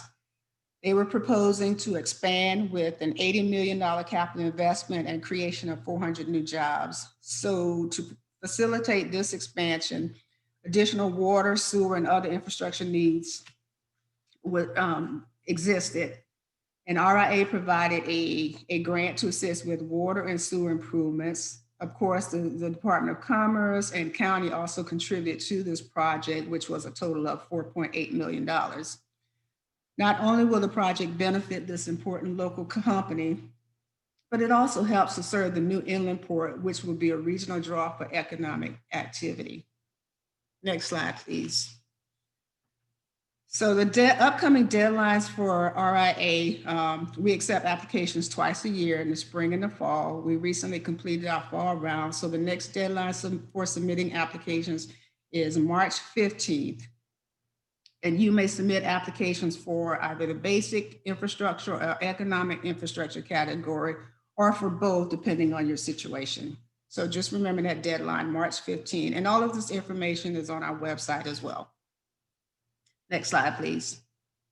So I know we're running behind schedule, and I think Brittany has mentioned that any questions we'll take at the end or follow up in some manner. But if you have any questions, specific questions about a particular project that you want to propose, then feel free to give us a call. We'll be happy to talk you through it, walk you through the application process and anything. We even review applications if you submit them to us in advance of the deadline. Next slide, please. This slide has our contact information. There are 3 program managers, and we kind of divide the state up. And we have that information on our website as well. We also just recently hired a sustainability program manager, Kendra Wilkerson. She's available to answer any questions as well. You can get our contact information off of our website, which is ria.sc.gov. And so that's all I have. Now, next slide, just to thank you all for your participation. From our staff to yours, just stay healthy and stay safe. Thank you. Thank you so much, Jackie. This is something that greatly benefits our entire region. And like I said, we will take the questions and follow up with you due to the time at the moment. Sounds good. Our next speaker is Lindsay Privet. Lindsay is the Economic Development Director for the PD Regional Council of Governments. The department provides technical assistance, grant administration, and local government and planning services to cities and counties in the PD region of South Carolina. Privet also oversees the compilation and implementation of the region's comprehensive economic development strategies, a 5-year plan that promotes the collaborative, holistic growth of people, communities, governments, and industries in Chesterfield, Darlington, Dillon, Florence, Marion, and Marlborough counties. With that said, Lindsay, we thank you for being here today and greatly appreciate it. Thank you, Brittany. Good morning, everybody. So I'm representing a group that's a little different from everybody else. I don't have any money to give you. I'm just here to help you get your hands on the money. If you can't hear me, let us know in the chat and I'm going to get started. This has been such a strange year and I'm not used to being confined to one little box to talk. So if I wander away, forgive me. I'll try not to stand and walk while I talk. Have y'all ever heard this phrase in your house? Or maybe you've said it before, man, we got to go grocery shopping. I say it all the time because we seem to never leave the house. So the food disappears so much now.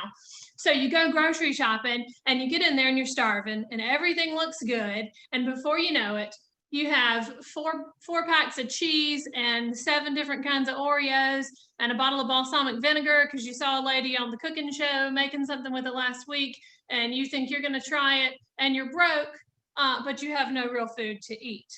So I've done this a lot lately. Well, there's a similar thing that happens in local governments, and I know it because I've said it and I've seen it and I've heard it, and it goes like this. It goes, we got to get some grants. Well, if you go out with just that mindset and nothing else, you're going to end up with all the cheeses in the grocery store, but nothing to really eat. And that's where the councils of government can come in and help you out. Like Brittany said, I am the Economic Development Director at the PD COG. The PD Regional Council of Governments is what COG stands for. Our office is located right between Florence and Darlington counties, but like Brittany also said, we serve the 6 PD counties: Florence, Darlington, Dillon, Chesterfield, Marion, and Marlborough. And then the other COG in Congressman Rice's district is the Waccamaw COG. Waccamaw serves Georgetown, Horry, and Williamsburg counties, but there are 10 COGs throughout the state. And so I want you to know that if you ever find yourself working in Allendale or Chester or Seneca, right around the corner, there's going to be a COG available to help you out. And all the resources I'm going to share with you today are also going to be available at your specific COG. And so the COGs were established by state law in the 1960s as regional planning districts. And it's in that capacity as regional planners that we're here to help out our local governments and help them make good shopping trips and not come home with nothing but cheese and Oreos. So 2 primary functions that my department at the COG serves are planning and grant administration, and they work hand in hand.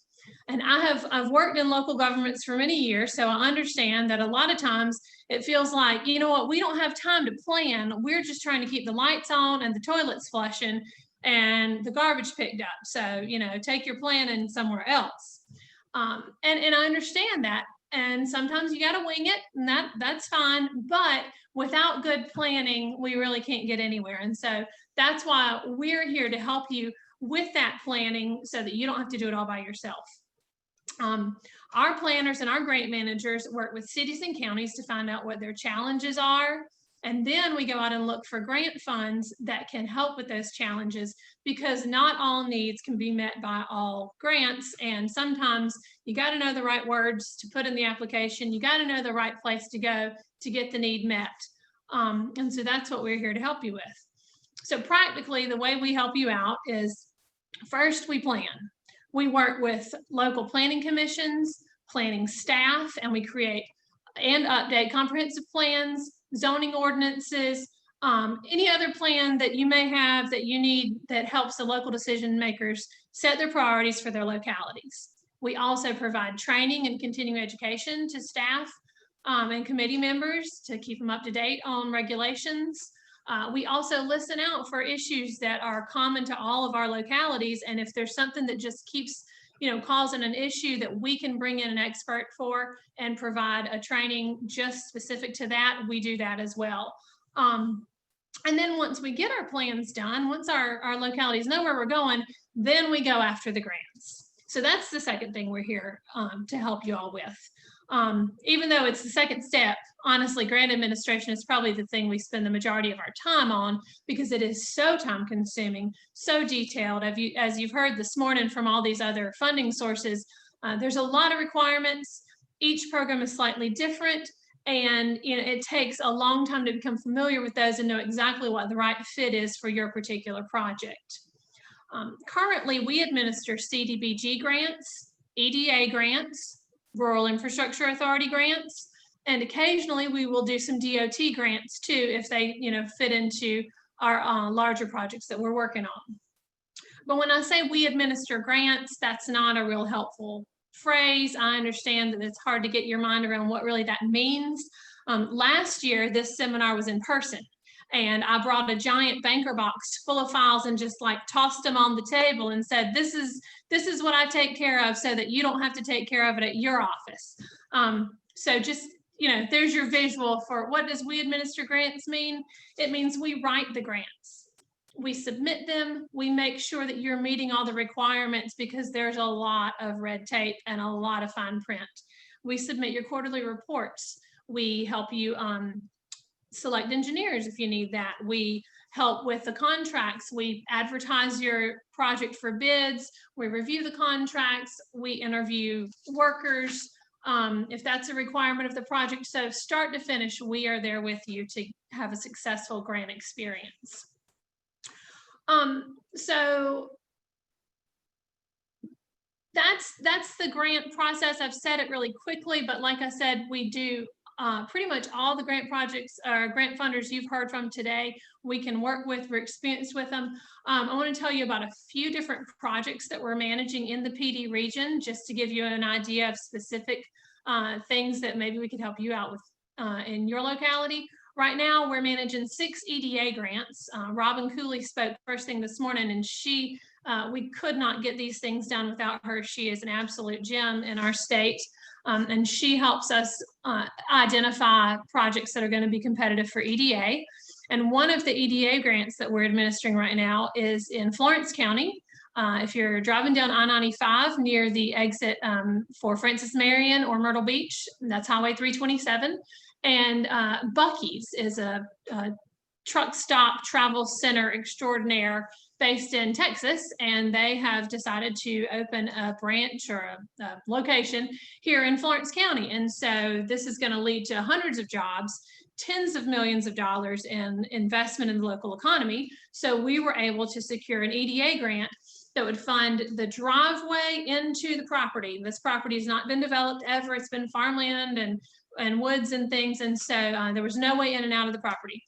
So we've got an EDA grant to fund a large drive into the property, get some infrastructure in there for drainage. And so that EDA grant is helping to land this, this large development in Florence County. And it's going to be a fantastic thing for the area. And we're excited to be able to work with them on that.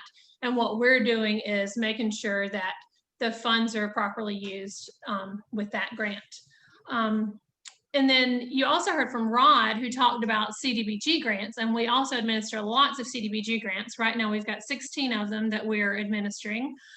And those can vary from infrastructure, water and sewer, all the way to work on a library, to fire trucks. So, we really enjoy working on those, but like I was saying earlier with the planning, they require lots of forethought. You have to know where you're going, you have to be very strategic in when you decide to apply, when you start working on these things. You cannot decide, a month before the deadline, oh yeah, we got to get a grant, and then try to get one, because that's just, it's too time consuming, and there's too many pieces to put together. Some of our CDBG grants right now are, like I said, lots of water and sewer projects, but we were also recently able to secure 3 fire trucks for 3 different localities in our region. We're really excited about that because they are, not only is it a highly visible thing, so we can say, look, here's a tangible thing that your county was able to get, but also we know that that these are very expensive purchases that our cities and our counties take years and years to build up in their budget to be able to purchase, and we were able to help them get grant funds for that, so that money can be freed up for other needs in the county.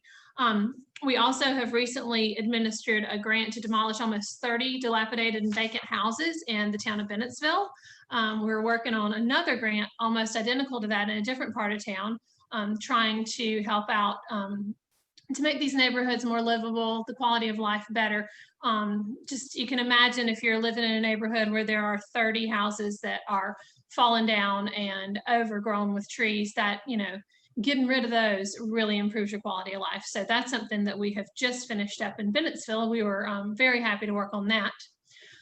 Since we work with so many different types of grants, one of the things we try to do is put them together like puzzle pieces so that we can decrease the matching funds that the localities are going to have to come up with.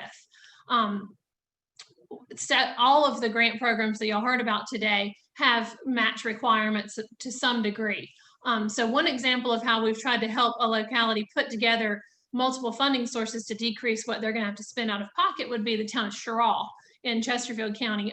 Sherrill had a water line that provided drinking water for the entire town, and during hurricanes and flooding events, it was damaged several times. They had service interruptions because it just structurally there were some issues with where it was placed and the age of the infrastructure as well. So after a specific hurricane, there was EDA money available for specific to disaster recovery. So we were able to secure an EDA grant for about $800,000 and then a matching CDBG grant for about $200,000 so that the town of Sherrill can completely overhaul this water line, make it secure for future flood events. They're not gonna have any service interruptions in the future. And the only thing that the town of Sherrill is gonna have to come up with funding for is their engineering costs. So, essentially we're getting them more than $1 million for, just the cost of engineering the project. So we're very excited about that project as well. And like I said earlier, that took a lot of planning ahead. We couldn't just go after, one grant and then say, oh, let's figure out where we can get the rest of the money. We really worked with the town to plan how they were going to do the entire project so that they could make the most of their grant funds. So these are just a few things that we do at the PD COG. Remember, whether you need formal planning services, grant administration services, if you just want to sit down and talk with us to discuss your town's needs in the future, we're here to do that. Yes, I understand that mentality that we got to get some grants, but the most successful grants are the ones you get after you make a plan. So thank y'all for listening. I'm going to put my contact information in the chat box. And as always, these are great seminars. Brittany, Rodney, y'all pull together some really informative people. So thanks for the opportunity. Thank you again, Lindsay. Great resource. Have a good day. Our next speaker is Katie Norris. Katie is the Deputy Chief of Recovery and Mitigation at SCEMD. She has 10 years of experience in emergency management, disaster recovery, and hazard mitigation at the local, state, and federal levels, and is an advocate for recovery planning and hazard mitigation actions that lessen the impact of future disasters on South Carolinians. Please help me welcome Katie Norris. Thank you very much. Can someone let me know whether or not you can hear me? Nod of a head. Got a thumbs Yes. up. Thank you, Mr. Barry. And hear and see. Thank you very much. My name is Katie Norris. I work with the South Carolina Emergency Management Division. And as was stated, I'm here today to talk to you about hazard mitigation. So what does that mean? Hazard mitigation, simply put, is any action we can take now to make future disasters less impactful, less expensive. So that includes reduce disaster cost and disaster damage, but also, reduce casualty, fatality, and human suffering associated with disasters. This is important. We want to make our communities safer. We see increasing severity and frequency of disaster in the last couple of years. As many of us know, anecdotally, we've seen a lot more flooding. We've seen a lot more hurricanes.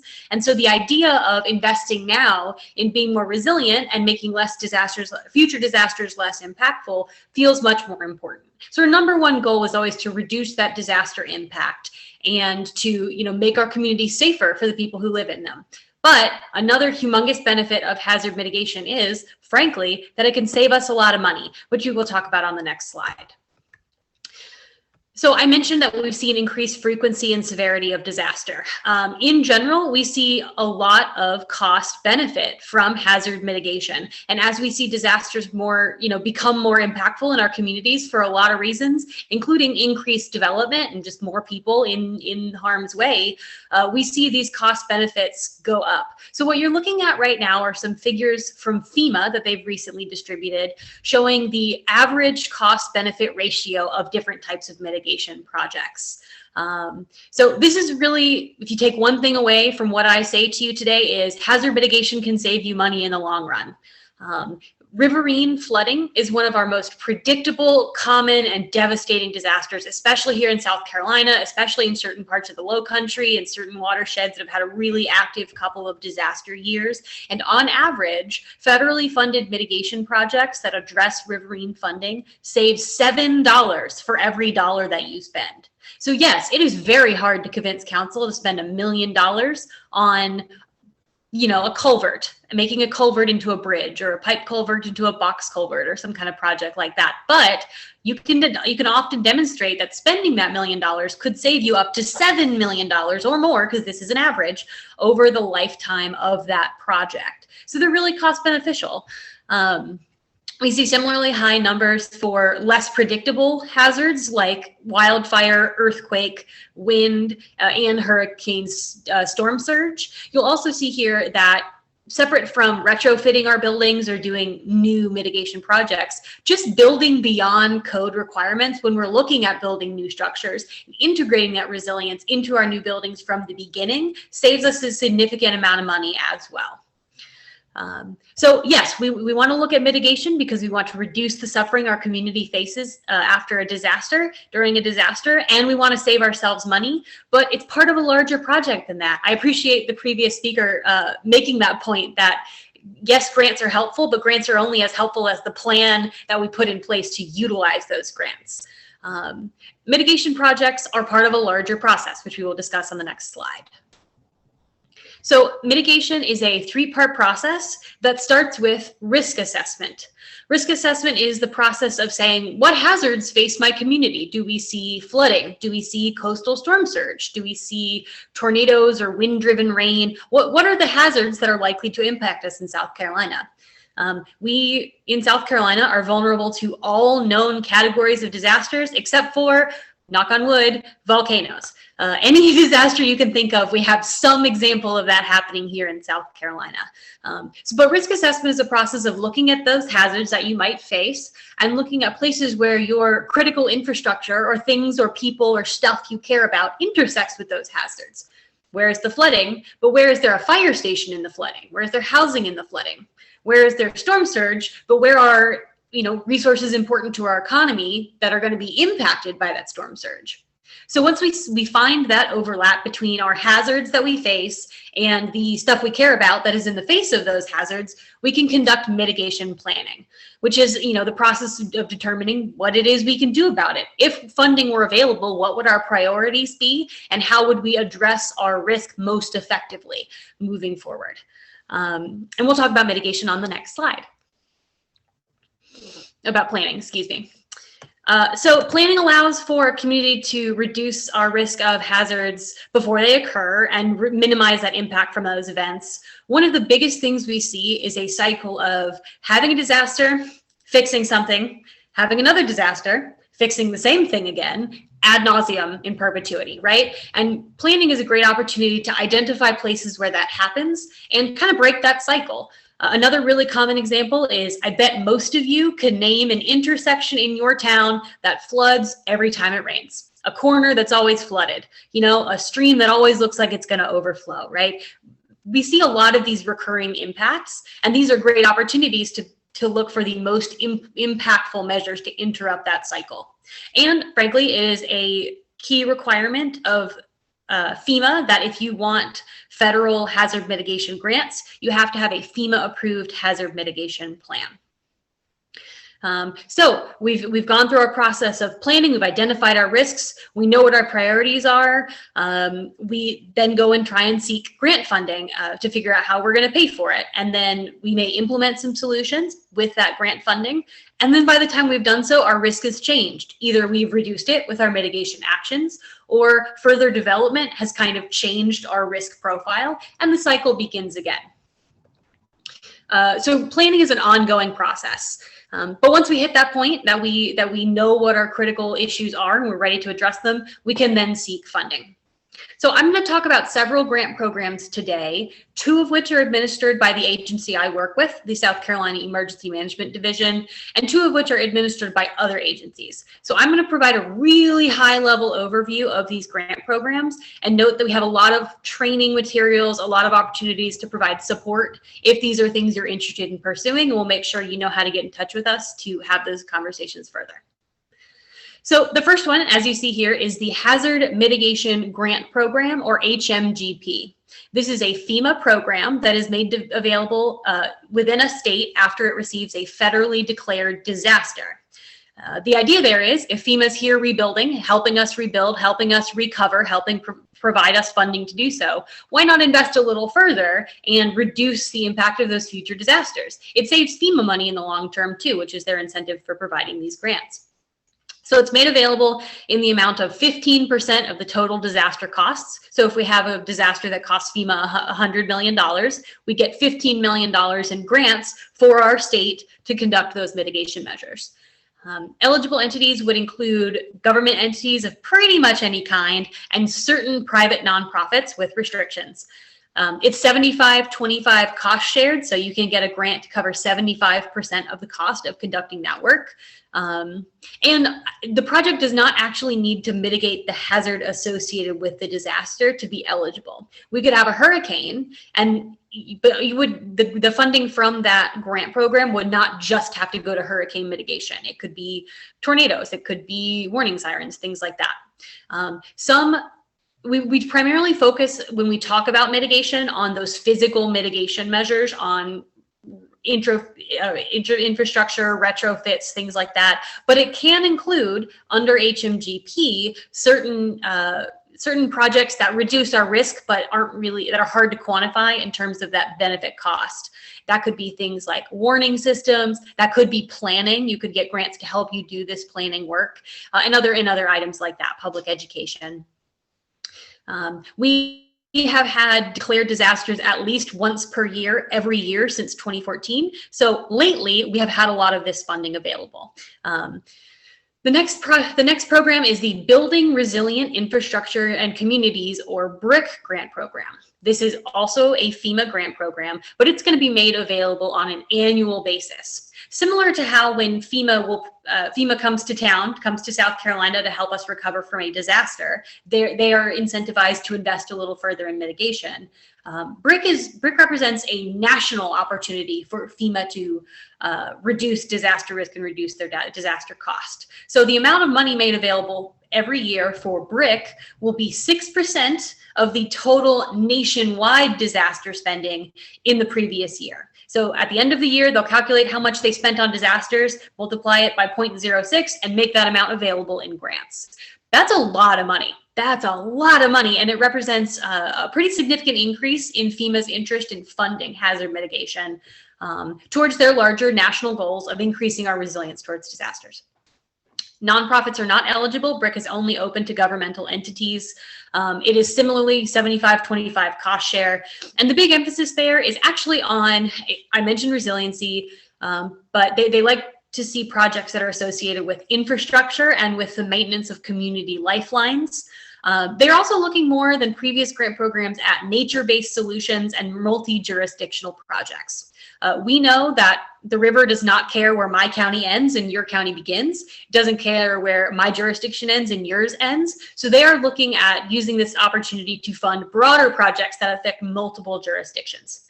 The deadline for the 2020 BRIC program was in December, but we are happy to work with you on applications for the next round because we know it will be an annually available pot of money.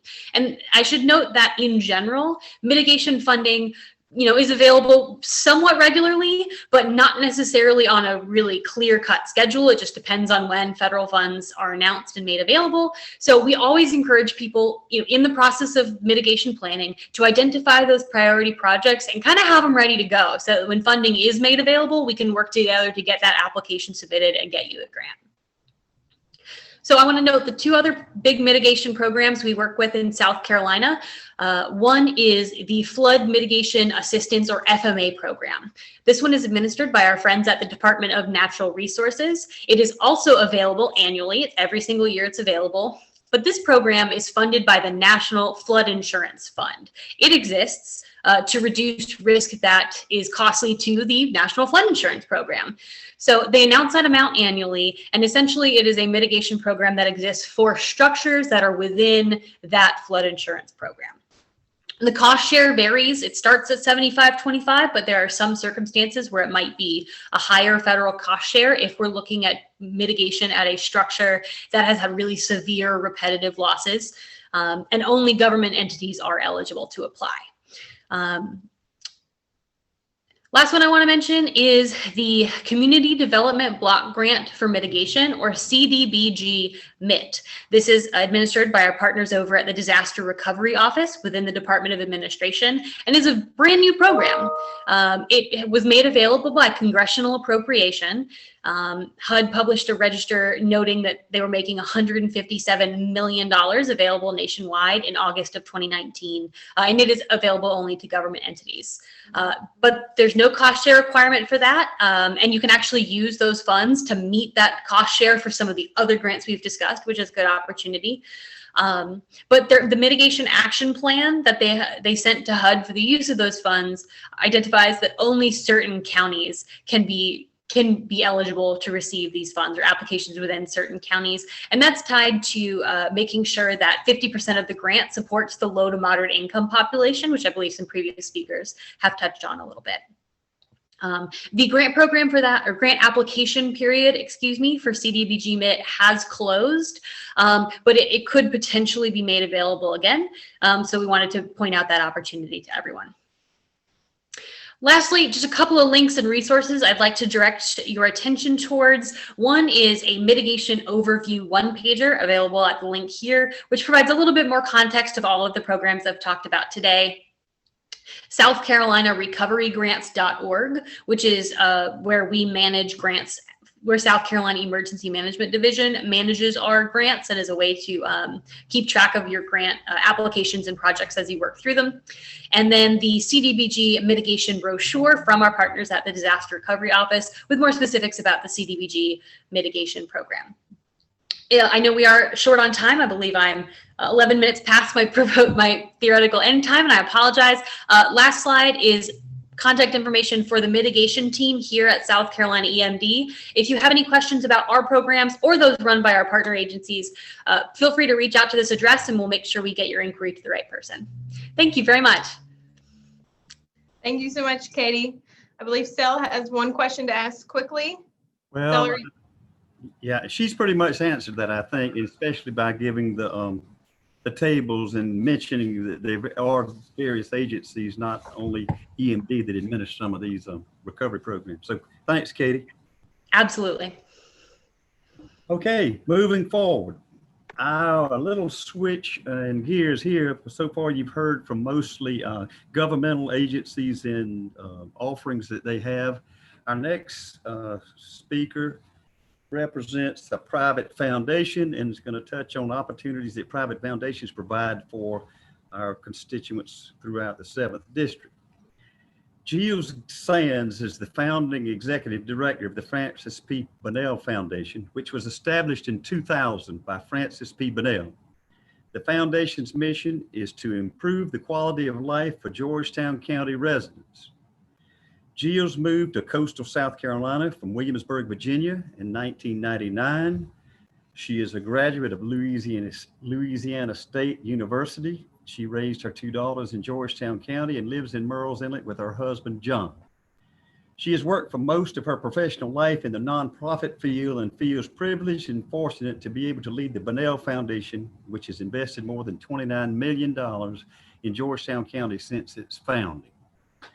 Now, before you turn a deaf ear to this presentation, because the focus is on Georgetown County and we have 7 other counties in the 7th District, I beg you to stay tuned, because I've asked Jill to not only explain the opportunities that exist from private foundation funding, but to also identify funding sources throughout the 7th District that you may or may not be aware of. So Jill, I'll turn it over to you, and thanks for participating.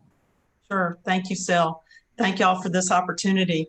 So representing philanthropy in this conversation that we've had this morning with all the government funding, you can remove several zeros from any amount of money that you might think you would request from philanthropy. Our average grant amount that we make is usually around $15,000.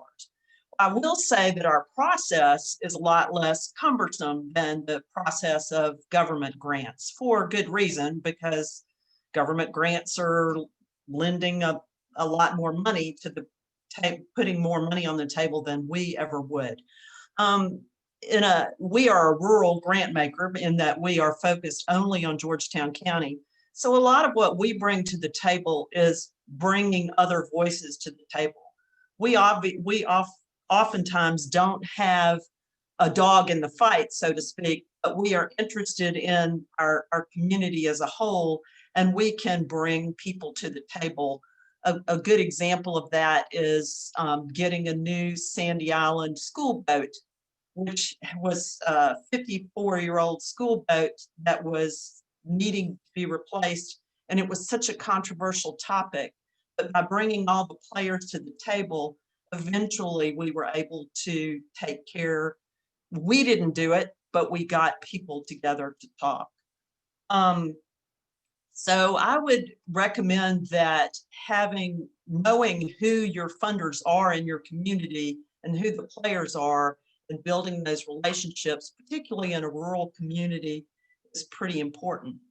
With our grant process, we make ourselves available to help you step by step if you have questions about how to interpret or how to be successful in our grant program, which is totally online. And we have a team of 5 people, and we want Georgetown County to be the best that it can be. So we're trying to help people get the money they're asking us for, and we're also trying to help them see the broader picture and see who other funders might be. So we do guide them to other resources. We do not fund individuals. We don't even, at the Bunnell Foundation, we don't fund scholarships, for example. We support organizations, a lot of nonprofit organizations, but we also support government entities. You'll be hearing next from Dwight McInvale, who's our Georgetown County Library Director, and we have funded them through the years significantly. So much so that they have been recognized in Washington for excellence because of some of the programs that we have helped them fund. So that is something that don't discount, that foundations like ours do sometimes fund government entities. We don't fund anything 100%. In fact, we have tipping is an issue, a government issue that we are aware of, and we can't provide more than 25% of any individual organization's budget. So we do not love to be asked to fund any project 100%. We like for there to be other players at the table and more funding. We help nonprofits in learning that how important it is to build their boards. And we help build capacity. And one of the ways we do that in Georgetown County very successfully is with Palmetto Giving Day, which is a giving day the first Tuesday in May of every year. And last year we facilitate that. And last year, 52 nonprofits that serve Georgetown County earned $1.6 million in 36 hours. So that was during the pandemic, and it was an amazing success story. If you are looking for other sources of funding in your community, because the Bunnell Foundation is not going to change and expand beyond Georgetown, but there is the Darla Moore Foundation in Florence County. There's the Marion County Healthcare Foundation in Marion. There's the Chapin Foundation in Myrtle Beach. There is the Waccamaw Community Foundation that gives in both Georgetown and Horry counties. There's the Coastal Community Foundation, to whom we are connected, and they give in Georgetown County as well. And if you are not aware of their relief and recovery fund that they started during the pandemic, it is an ongoing fund. And if you have COVID related needs, or if your organization has had to change drastically because of COVID, you can apply to the Coastal Community Foundation R&R Fund for, I believe, up to, well, it may even be up to $100,000, but they've made grants from $5,000 to $50,000, and some, like the Low Country Food Bank, has gotten in the hundreds of thousands of dollars for obvious reasons during R&R. So I hope that's been helpful to you. I want to hand the mic back to Sel, who's going to introduce you to Dwight McInvale, who is like the grants whisperer for our county. Dwight can find the funding for those worthy projects that he is involved in, and he is a miracle man in that realm. So I commend him to your attention. Okay, thank you, Jill. You're welcome. And moving along to keep us on track, I am going to move right into the introduction of our final speaker today. And you might ask, what in the world is a director of library services doing on our agenda? And certainly he doesn't have any money to hand out, but the purpose of having Dwight on here is that, as Gio's touched on, he is a master of obtaining grants. And we've asked him to be here not only to share some of his tips and tricks on how to apply, but also he's listened in all morning at the various sources of funding. And I've asked him to try to supplement that list with some others that he's familiar with. So with that, Dwight McInvale is the director of Georgetown County Library Services, and he's been in that capacity since 1996. Dwight has served as South Carolina District with innovative programs and services, many grant funded. In 2015, he contributed views on grantsmanship to creative management of small public libraries in the 21st century, published by Rowan and Littlefield. He's led the legislative committee of the South Carolina Library Association administrator since 1998, and has served as chair of the Rural Libraries Committee of the Public Library Association, as a board member of the Association of Rural and Small Libraries, and on the founding steering committee of the Digital Public Library of America. For his library, he accepted South Carolina's first National Medal for Library Service from First Lady Laura Bush at the White House in 2008. The following year, he received an I Love My Librarian Award from the Carnegie Foundation and the New York Times. He has built or renovated 4 public libraries since 2005 and is looking forward to a 5th in 2021. And I know that Dwight didn't miss the opportunity that what I'm going to mention next. In March of 2021, Evening Post Books will release a coffee table book authored by Dwight entitled Alice Ravenel Hugh G. Smith, Charleston Renaissance artist, at only $60 per copy, with all profits going to Middleton Place, a nonprofit educational historic site.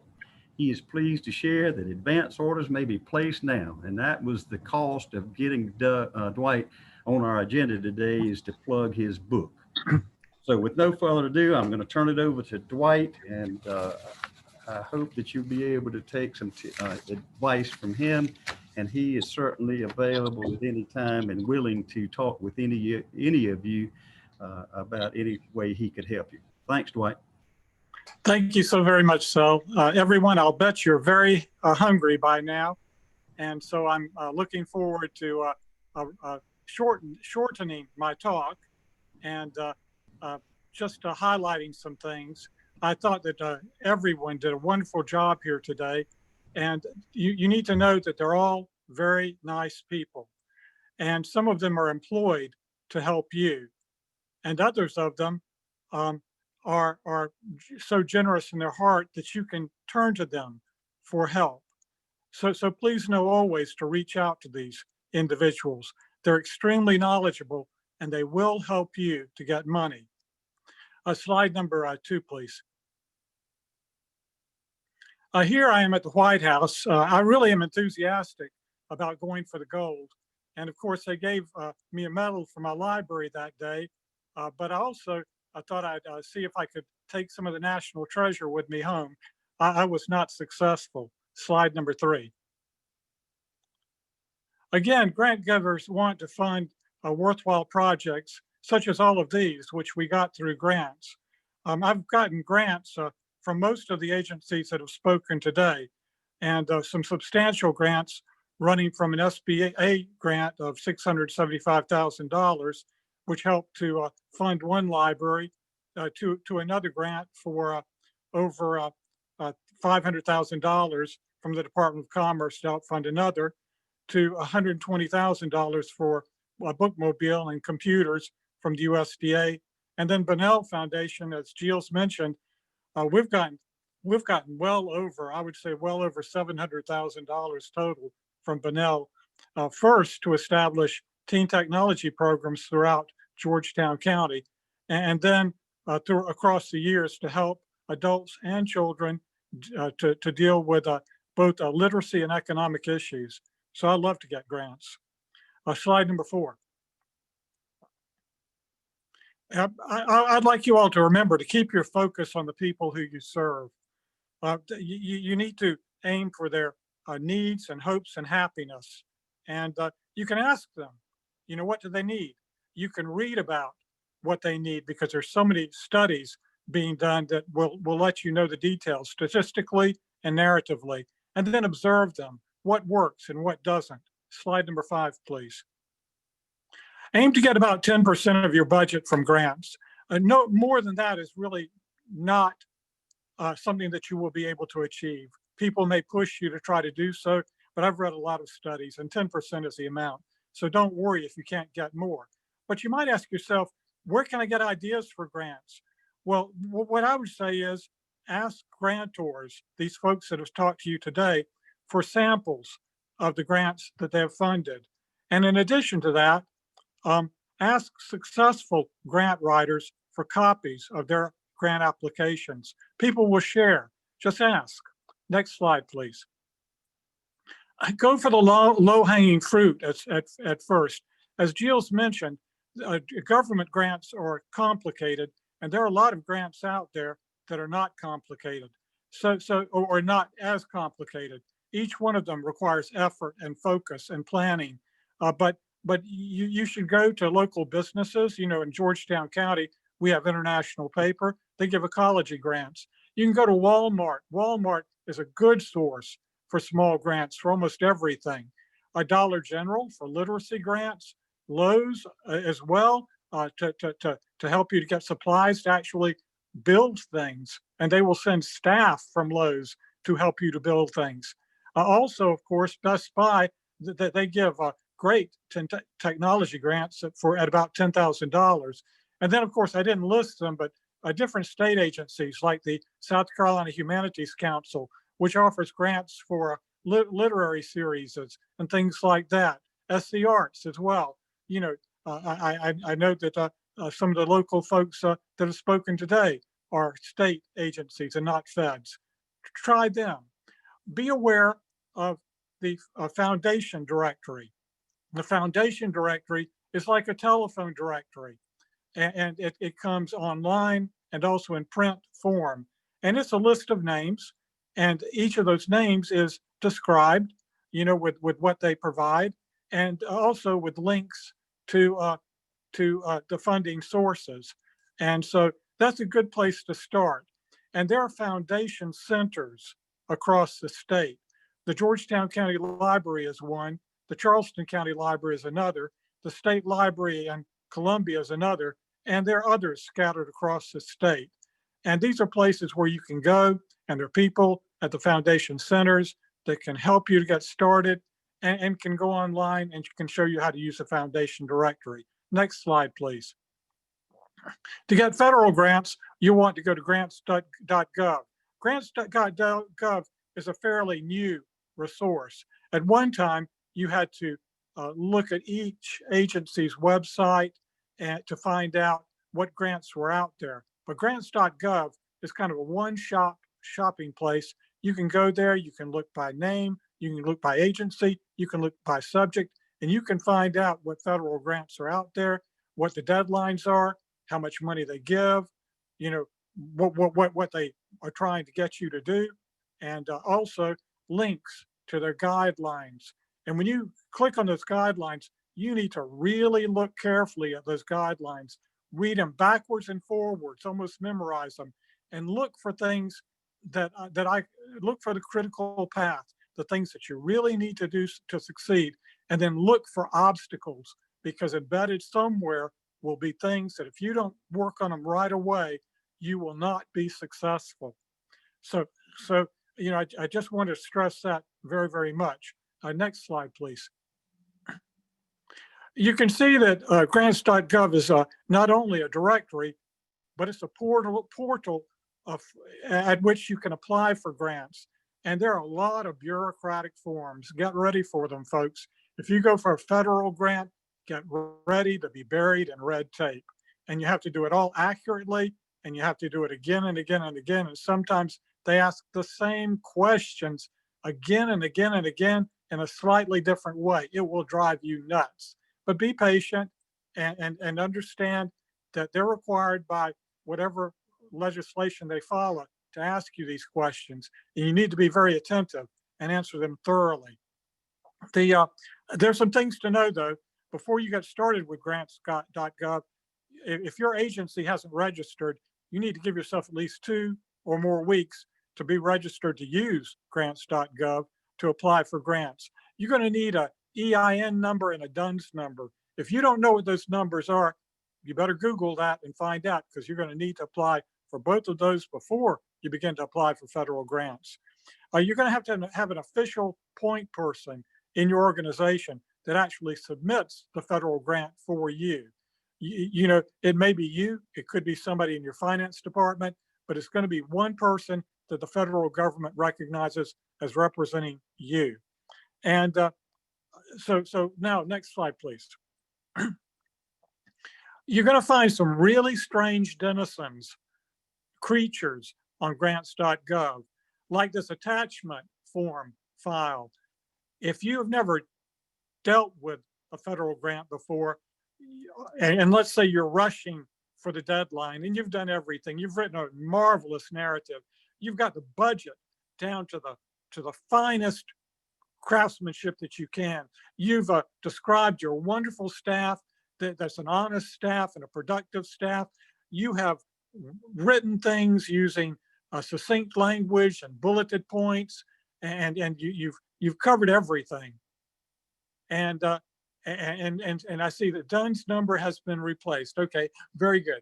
In any case, you may find when you get to this chart that your mind is blown, particularly if you're trying to submit your grant on the very last day. And this chart is a fairly simple one. When you understand it, what you're doing is you're creating your documents in Word. You're assigning titles to each document based on the instructions that the grantor has given you. And then you convert those Word files to PDFs. And then they're sitting in a folder in your computer. And then you go to this grid and you essentially fill in whatever the name of that is, or rather you click the attachments in order. And in the grant instructions, it will tell you which things to put in the different order. And so you'll essentially click on the button and go to your computer and find the file and send it in to this grid. And the object is you have grant reviewers who are going to receive all of your documents. And what they don't want to receive is a pile of disjointed documents that they have to put in order. And so in any case, you're going to have to remember that the purpose of grants.gov is to provide you with something that you can actually utilize to give your grant giver and the people who are going to be reviewing your grant a really good overview of what you want to achieve. And I'm going to end my presentation there. I did have about 5 more slides on actually writing a grant, but I've covered some of those things just in talking about the grants.gov website.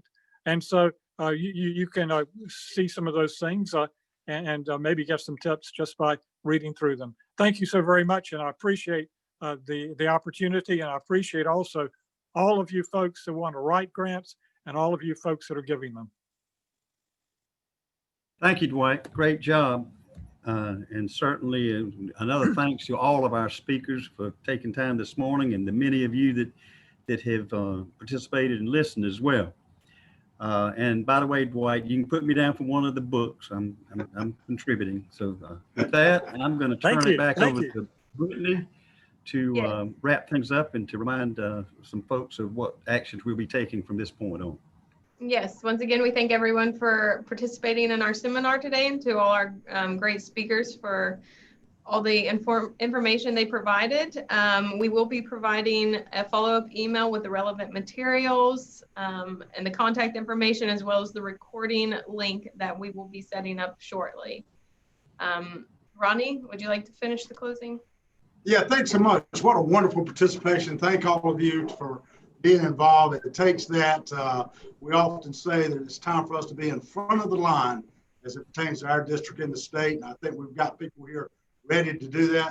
Congressman Rice challenges us every year to put together about 7 seminars.